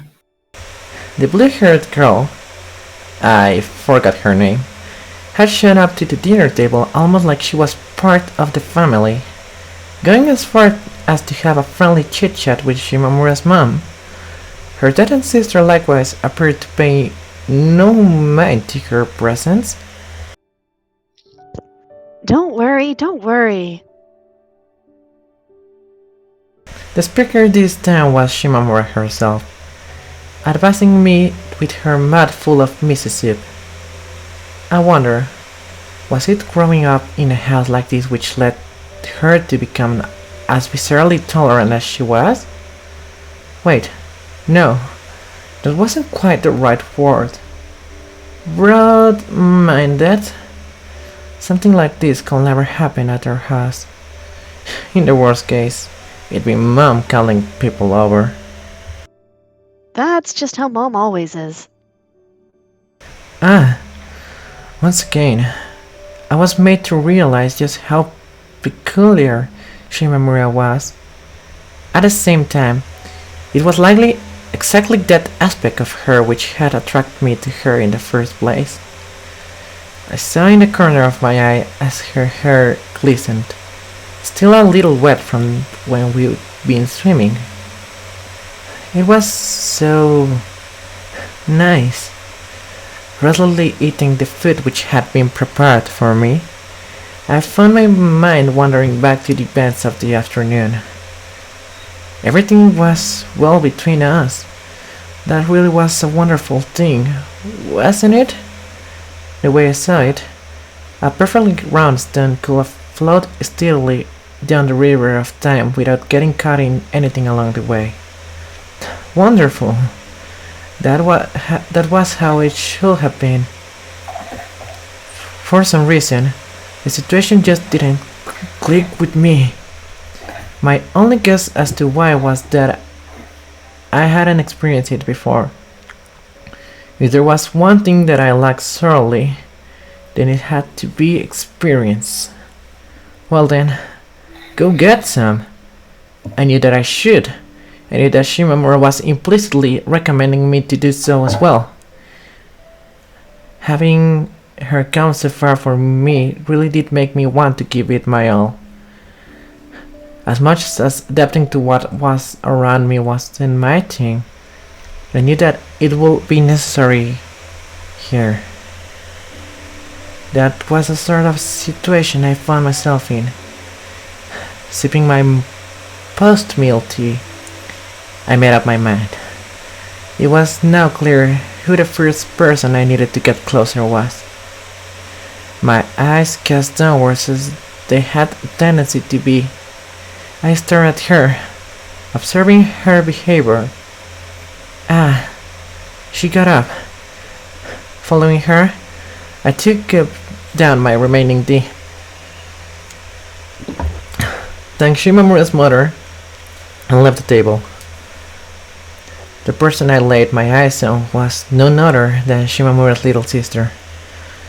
Why? Well, a big part of it had to do with the fact that she was, like mentioned, Shimamura's sister. There was more to it than that. She reminded me of myself. While I did have a little trouble admitting it, the truth was that our personalities were the same. The more closely a person resembled yourself, the easier it should be to figure out what it was that they wanted. At least that was the idea. Entering the hallway, I saw that Shimamura's sister was just about to return to her room. Quickly, I began walking down towards her. Was this a good idea? Or was it not? The voices in my mind were still busy arguing over how to proceed, and even as I caught up to the girl, no sort of consensus had been reached among them. Busy thinking about that, I completely failed to notice how massive the difference between our walking speeds was. I passed the girl and turned around to face her. The ornament attached to her hair shook as she jumped a little. Staring at her, I instinctively found myself touching my own hairpin. I tried tugging, all the while struggling to calm myself down. It felt like my voice might crack any second now. My name is Sakura Adachi. My hand pressed against my chest. I went ahead and introduced myself. The little girl, so little that her entire body was swallowed by the shadow which I cast, proceeded to stare back at me, the expression of shock on her face quickly fading away as she worked to regain her composure. I was left with the impression that she wasn't exactly in a good mood. No, it was like she found me intimidating. I'm a friend of Shimamura's. I mean, your big sister. Why was it that I was having such trouble speaking? The words simply refused to come out of my mouth, almost as if I was trying to speak English to a foreigner. Again, why? I was so suspicious. I see. The girl's reaction sounded extremely stiff. Similarly, the air around her appeared almost powdery, like she was trapped inside a cloud of dust or something. I could feel my voice growing hoarse as said dust made its way down my throat. It was difficult to resist the temptation to run away, and yet I couldn't. The obsession I had over having to change, having to do something differently had transformed into a sword and was now poking at my heels, making it impossible for me to turn around. An awkward smile formed on my face as I ordered myself to stand firm. You could tell by the wrinkles which had appeared under my eyes just how difficult this was for me. Shimamura's sister appeared more confused than anything. She likely had no idea what it was that I wanted. Paying no mind to that fact, I took yet another step towards her. That's why I was thinking I want to get to know you better, get closer to you. Get closer to her? So, how about it? Will tonight work? Tonight? Yes. Will what do? A loud noise reached my ears as I sat there in the bathtub, almost as if a bucket or something had fallen down onto the ground. It sounded like one of those stereotypical things you'd often hear in the movies. Of course, in reality there hadn't been any sound. No, my mind was merely playing tricks on me under the influence of the hot water in which I'd stayed for far too long.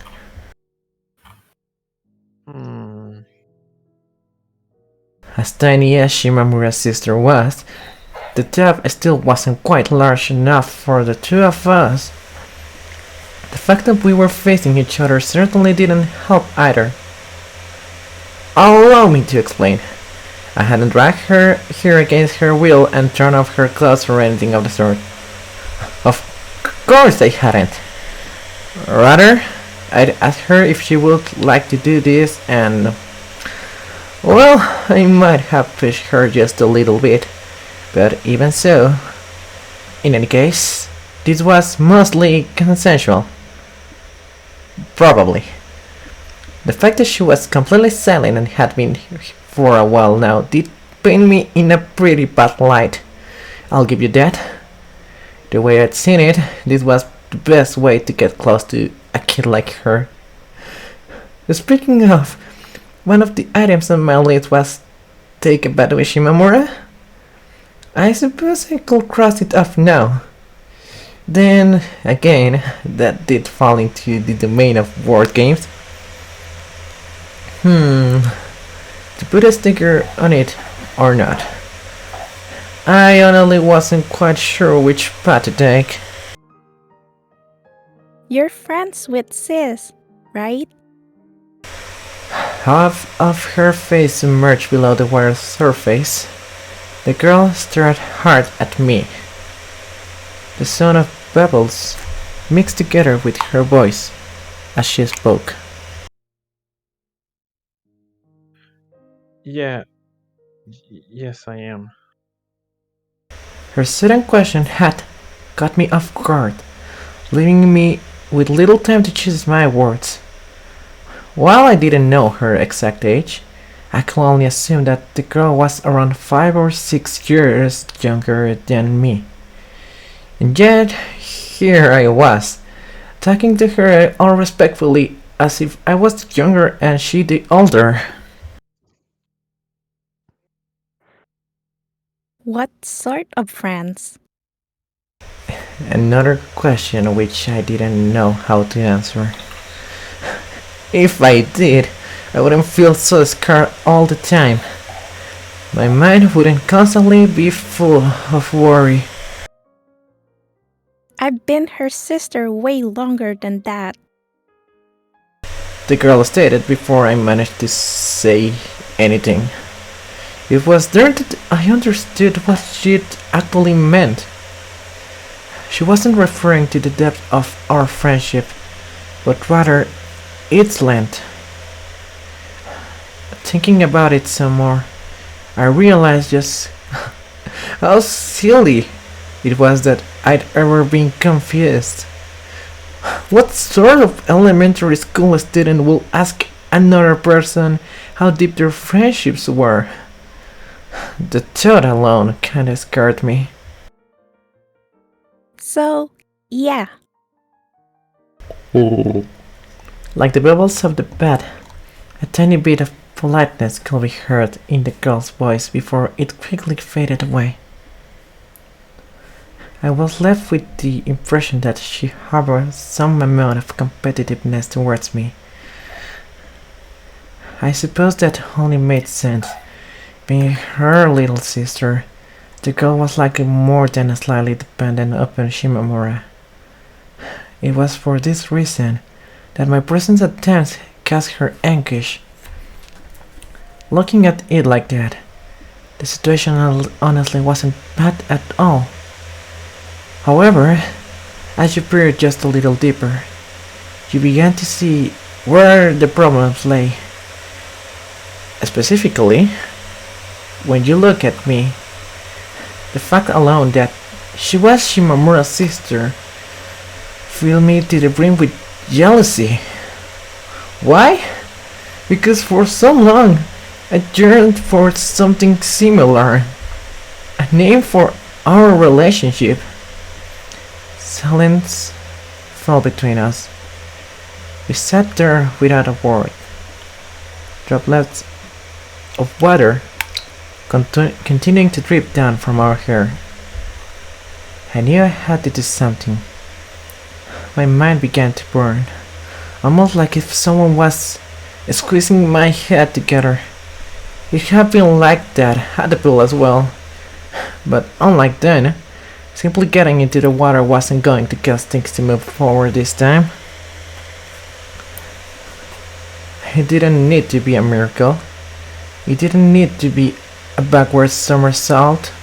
No, I only needed something to move us past this bump. But how? What was I supposed to do here? Just her water on her face? Wait, no. On second thought, that didn't sound like a good idea.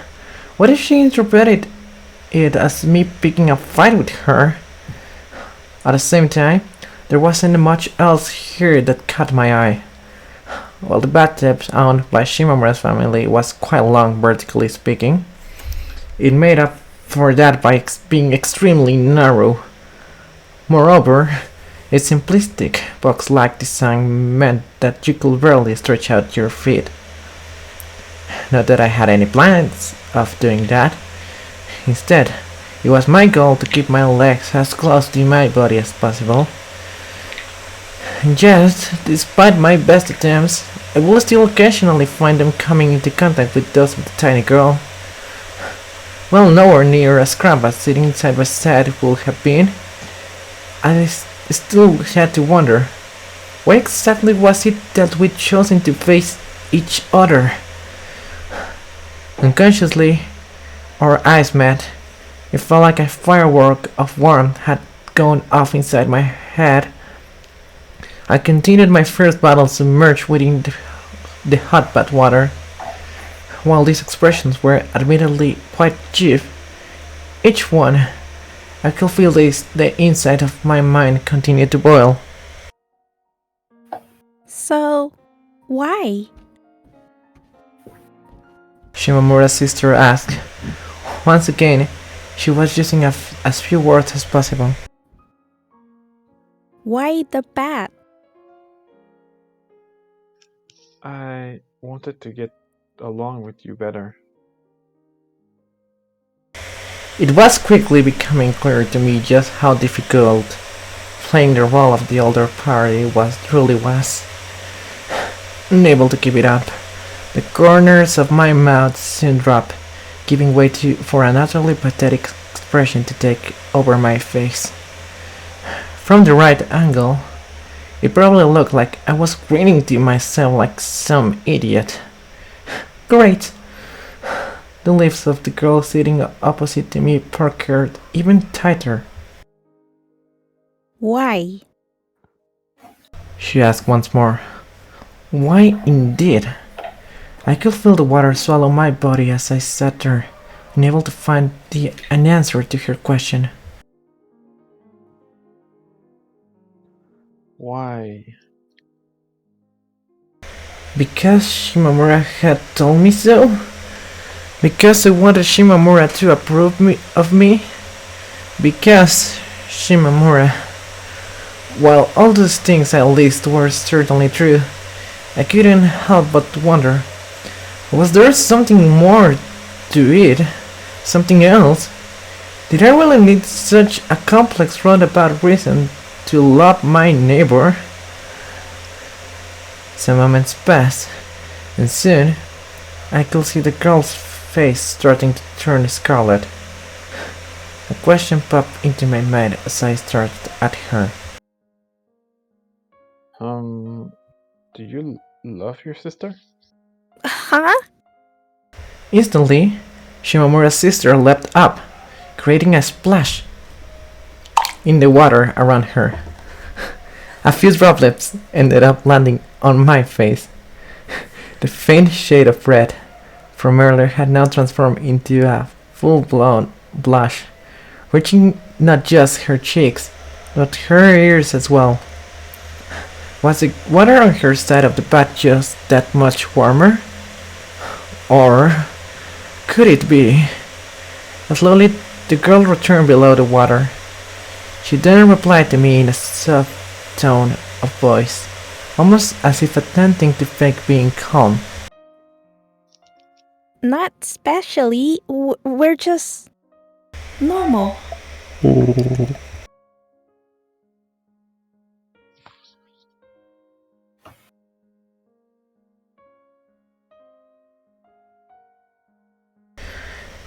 I could see behind her blush that the girl was only saying that to make herself look tough.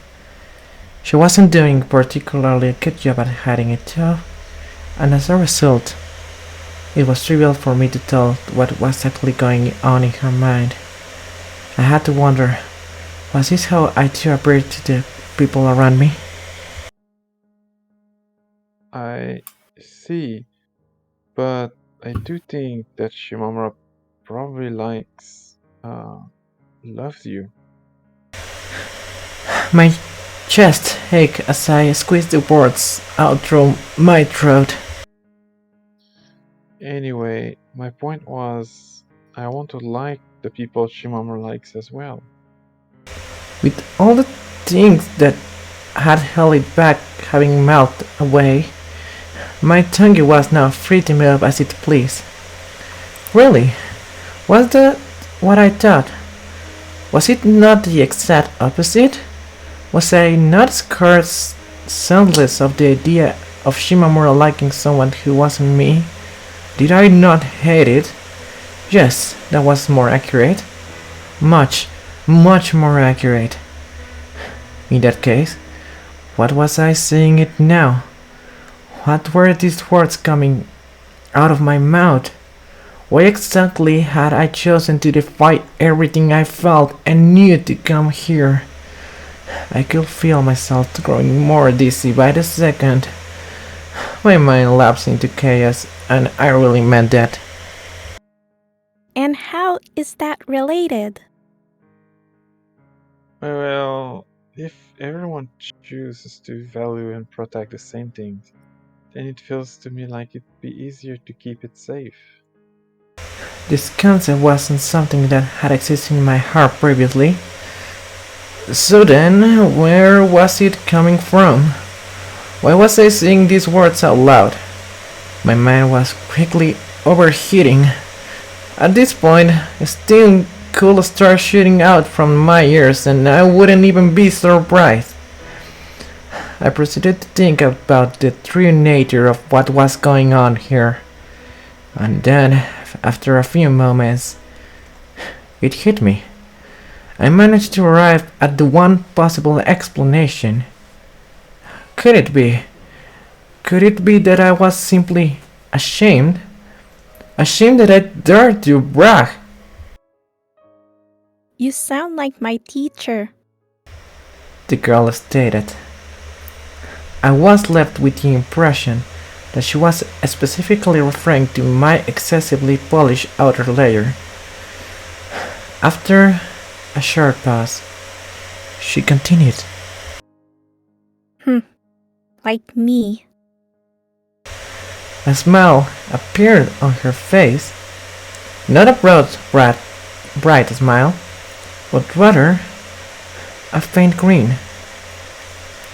It didn't seem like she was filled with joy or anything like that. Rather, I was left to think that her smile was meant to be almost sarcastic in nature. That was what made up the majority of her expression. And yet, it wasn't all. There was more to it than that. Though extremely faint, something about the way she looked at me gave me the impression that the girl did also harbor a certain level of empathy towards me. Had we done it? Had we taken a step towards mutual understanding? If so, then this had all certainly been worth doing. That was how I saw it. That's how I wanted to see it.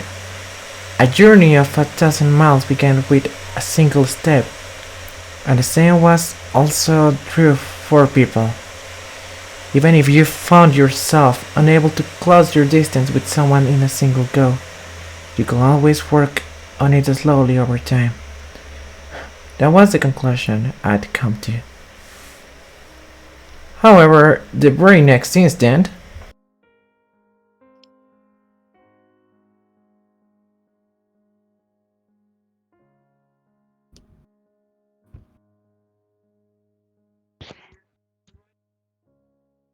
Happily ever after? something blue appeared next to us, causing me to nearly leap up into the air. Shimamura's sister screamed a fraction of a second later. She appeared just as shocked by the intruder as I was. How long have you been standing there for, Yachi? Hehehe. It seems that you have your own long list of things that you still don't understand, Shou. Was that really the problem here? Personally, I was more curious as to how she'd gotten in, considering that the door hadn't been opened at any point.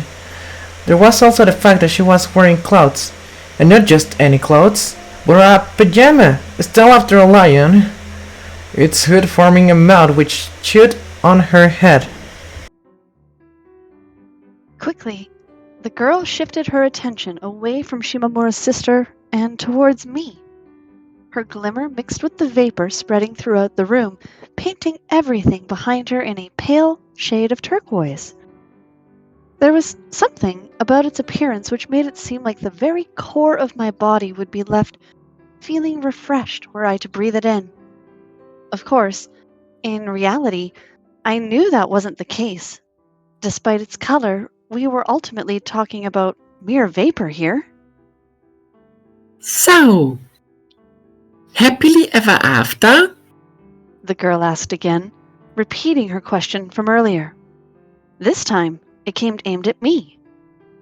I hardly felt like we'd reached a conclusion where such a statement was appropriate. A true ending, if you will. If anything, I'd say that nothing had even begun yet. The eyes of the girl, almost transparent as if containing no impurities, gave a glimpse at something profound. It really was like, for a moment, all of her youthfulness had been stripped away. No bottom could be sensed in her gaze, no walls. Staring into her eyes was the same as staring into space itself. A shaky, unsteady voice escaped my mouth. Probably. Yeah. That was what I thought to myself, that this was good. This was good. I'm glad to hear. The girl nodded. She then followed her statement with an innocent laugh, almost as if all the wisdom she'd shown mere moments earlier had vanished, melted away. Now, if you'd excuse me. Ah, Yachi. Wait, since you're here already, get into the bat. Nope. With her hands held out in front of her, the girl began making a run for it. While it was still a mystery to me how she'd gotten in, it appeared that for her exit, she was going to be using the door like normal. Wait! Shimamura's sister yelled before leaping out from the tub. Her stiffness from earlier, her shell, had now been discarded, revealing that, beneath it all, she did possess the capability to act appropriate for her age. Haha! Cut you! What are you doing, Shou? The high-pitched voices of the two frolicking girls filled the room as they clung onto each other. Their friendly relationship brought to mind that of Hino and Nagafuji, and as I stared at them, one thing became very clear to me. This was what it meant to be close to someone. So then, what about my efforts so far? Had they been fruitless? Had there been no point to what I'd done? No, that wasn't the case. I really did think so. And yet, my mind continued to race. Resting my head against the corner of the bathtub, I turned my eyes towards the ceiling, distancing myself from everything that was happening. Softly, both my ears and eyes grew soaked with something fuzzy. It's It's so warm. I was starting to feel dizzy from staying in the water for too long. The spinning sound of the fan's blades enveloped my head as I lay there, my eyes closed. I was currently resting my body on the floor of the room I'd been given upstairs. My skin felt hot, almost as if it had swollen. The warmth of the bath still lingered with me. I wonder, was Shimamura's sister okay? I suppose she couldn't be too badly affected, considering that she'd stayed behind to play with the blue girl. That girl. She sure was energetic, wasn't she? That was the one thing that had come to my mind as I stared at her. While I might still very much have been a child in the eyes of adults, as far as I was concerned, an eternity had passed since I was her age. Putting it that way, I'd come a pretty long way, hadn't I? Someone then knocked on the door. Instantly, my feet grew stiff in anticipation. I'm coming in. As if answering my wishes, the person who appeared turned out to be none other than Shimamura herself. I quickly opened my eyes and turned around to look at her. She'd already changed into her pajamas, and in her hand she held a pillow wrapped in a towel. I brought you a nice pillow. Oh, thanks. A second passed, after which Shimamura's mouth twisted into a grin. It almost looked like she'd come up with a joke or something. A joke at my expense, to be precise. A nice pillow or my lap? Which will you prefer resting your head on? Your lap! I shouted, without the slightest bit of hesitation. Hook, line, and sinker. Shimamura took a small step backwards, appearing quite bewildered by both my answer as well as the intensity at which it had come from my mouth. The surface of the ice pillow waved as she squeezed it slightly. Personally, I think the ice pillow might be nicer. No, it's fine. Really, I'm totally fine now. I repeated, all the while shaking my hand in front of me as if to emphasize my point. Oh, but wait. If I was doing fine, did that mean I had no need for her lap either? It is pretty harsh, but Shimamura, if you could... Was I being too persistent? Was she going to find that odd? Then again, the appropriate time for such worries had likely long since passed. Shimamura almost certainly saw me as a weirdo. Possibly just as weird as that girl and her strange colored hair. Really, it was only after calming down a little that I realized just what I'd done.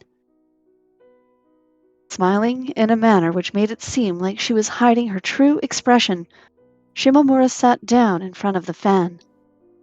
She then grabbed my head and pulled it close to her. I offered no resistance, simply allowing her to do as she pleased, and soon I found my head planted firmly against her thighs. They were so soft, so gentle. I could feel wave after wave of heat run across my scalp. To be completely honest, I did get the impression that all this extra stimulus likely had an overall negative effect on my well-being. Or rather, I knew that for a fact. It felt like the surface of my brain was covered in tiny, tiny pores, all of which had opened at once.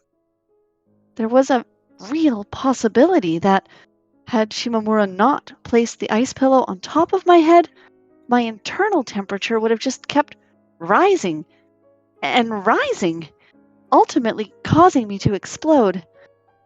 But thankfully she had. As a result, I now lay there sandwiched between the pillows, unable to see anything but what was directly in front of me, as the rest of my field of vision had been blocked off. This whole situation, it was kind of luxurious, wasn't it? I found my feet drawing tiny circles in the air as I thought about that. Were this to be my reward for merely taking a bath, there would never come another day where my skin was anything but swollen. Does it feel good? Yeah. The weight of the ice pillow made it slightly difficult for me to speak, resulting in my voice coming out muffled. The other explanation was that I was trying my absolute hardest to press my face as tightly against Shimamura's thighs as possible. But obviously that couldn't be the case. Of course not. It just looked that way because of the ice pillow. I might be misremembering things. But weren't you saying just the other day that you'd gotten good at dealing with the heat? Yes, that was something I had carelessly blurted out on the phone. While I didn't know why exactly she was asking me this now, I could only imagine that her intentions were far from good.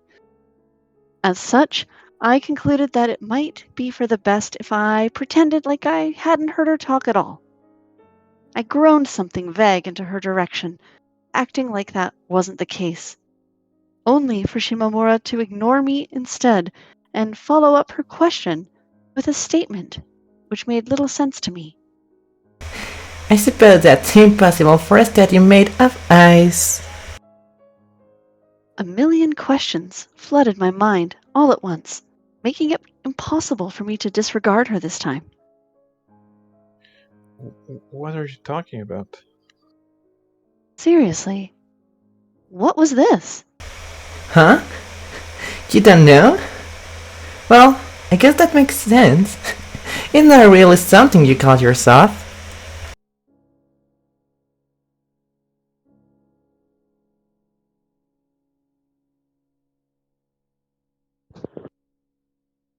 Call myself what? What is this about? Well, some time ago in the school, a girl, who was she again? Sancho? Pancho? One of those two.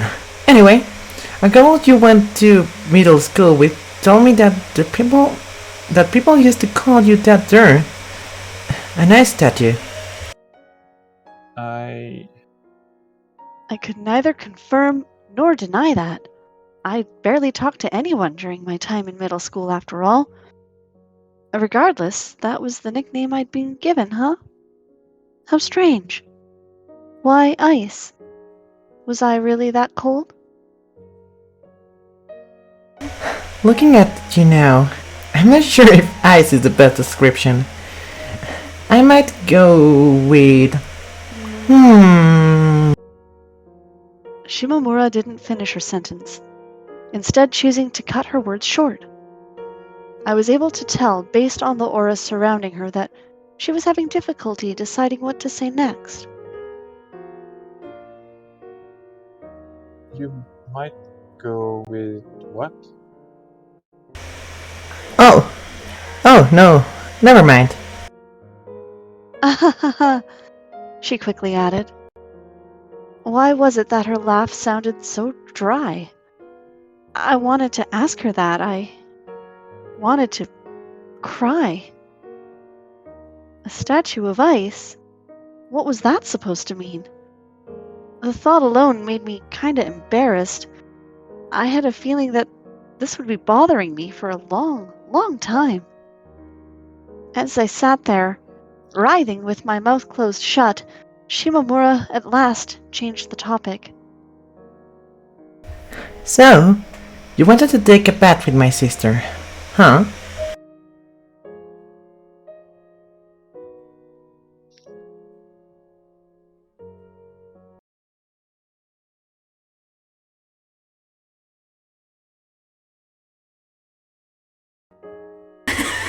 If I'm being totally honest, I much prefer to be the one resting my head on your lap, Adachi. Well, that makes sense. Was this a form of praise? A request, perhaps? Examining the context, I arrived slowly at a conclusion. It wasn't the case that Shimamura enjoyed my thighs for any particular reason. Rather, she simply wanted to relax, slack off as she had a tendency to do. Now that I thought about it some more, it had been during the winter season that she'd last placed her head on my lap, hadn't it? I wonder, what was the name of that emotion I'd felt while staring down at her face as she slept, her eyes closed softly? It seemed like it should be easy to figure out. Trivial, even, and yet, even now I was searching for it. So, again, you wanted to take a bath with my sister, huh? Shimamura asked me again, out of the blue. Instantly, my eyes shot open. Yeah, I nodded back, only to realize half a second later that she might get the wrong idea. Oh, but it wasn't the bath itself that's important. I wanted to get on better terms with her. The bath's important only with you, Shimamura. I was able to stop myself in time and not say that last part out loud. Thankfully. Did you manage to? Yeah, a little bit, probably. If I had to estimate, I'd probably say that I was around 1/1,000,000th of the way there. As things continued piling up, the value of a single step, its meaning and weight, they all faded into nothingness. The more you accomplished, the less your accomplishments mattered. It was kind of ridiculous, wasn't it? Hmm. Moving her hand, Shimamura rocked the pillow from side to side, causing my head to move as well. I could feel with my cheek as something swam around within the towel. While originally meant to cool me off, it appeared that my heat was such that the ice would be the one to melt first instead.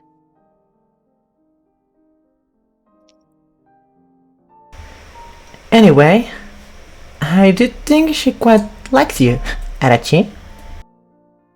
My chest immediately squeezed tight. So did my throat. Honestly, it was a miracle that I managed to stop myself from making some weirdo noise.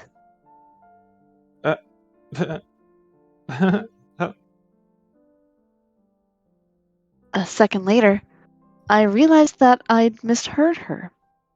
Shimamura wasn't talking about herself, but rather about her sister. Was this it? Was this the definition of disappointment? It certainly felt that way to me. Oh, no.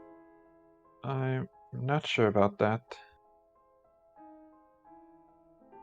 I'm sure that I already mentioned this, but my sister's super afraid of new people. I can't imagine her being willing to take a bath with someone she's not bonded with.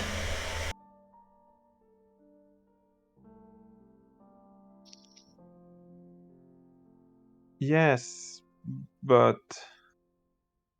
I didn't quite know how to reply to her. In a lot of ways, it felt similar to when I was too tired to talk. I had to imagine that the girl's motives were more complex than her simply having taken a liking to me. It was very much possible that the reason why she'd agreed to my proposal was because she wished to check for herself what sort of a person this friend of her big sister was. If so, then I had to wonder, what was the verdict she'd reached? Did she see me as an insect who clung on to her sister? Were someone so young to call me annoying and compare me to a fly? I don't think I'd ever be able to recover. I feel like it's something she thought aloud about. Really? Shimamura reacted at first, sounding almost like she doubted my statement. However, after a short pause, She continued in a different tone of voice.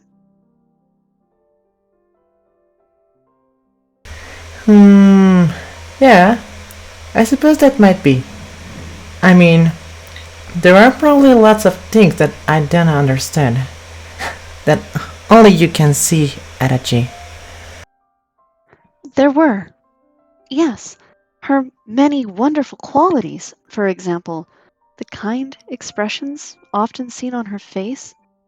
All of those were things she likely couldn't sense for herself. Of course not.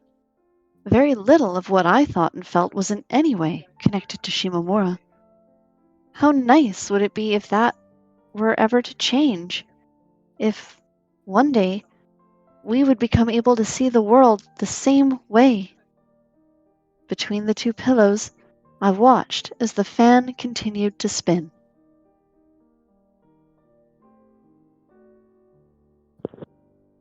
After all, despite how normal you are normally, even you can act like an adult at times. How was I normally in her eyes? What did she mean by that? While the vagueness of that comment did concern me a little, what really had me interested was the second half of her statement. Me, acting like an adult. What part of me? The part where I worried myself sick over other people? Say, Adachi, do you have plans for the future? Like, what are you gonna do when you grow up? Shimamura asked me randomly. Well, not really randomly. I suppose it had to do with the fact that we were just talking about adults. Anyway, I decided to reply with the first thing that came to mind. I hardly imagined that she was expecting some super deep and philosophical answer or anything like that. When I grew up, work, I guess. A pretty dry reply, even if I do say so myself. I did have some other thoughts as well, although, as those were ones created by the influence of Shimamura's lap, and just outright ridiculous, I couldn't exactly recite them out loud. Well, yeah, obviously. I was more thinking, what sort of work will you do? Like, what sort of adult will you be? You know, stuff like that. It's a lot to think about. Lots of stuff. Shimamura kept on talking, the words rolling off her tongue like water. Rather than wanting anyone to answer her, it sounded more like she was asking those questions of herself. What sort of adult would I be? While I wasn't particularly anxious regarding the future, I also hadn't thought about it to any real extent. After all, I already had my hands full dealing with the present. Dealing with the present Shimamura. Dealing with her. You might not have expected being sandwiched between two pillows to have such an effect, but it seriously felt like parts of my brain were starting to turn off. There was only one wish. One very simple wish the current me had for the future.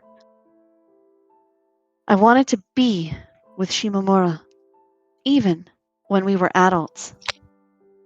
Yes, it did seem like something born in the heart of a child, but that was truly how I felt. So, feeling any cooler?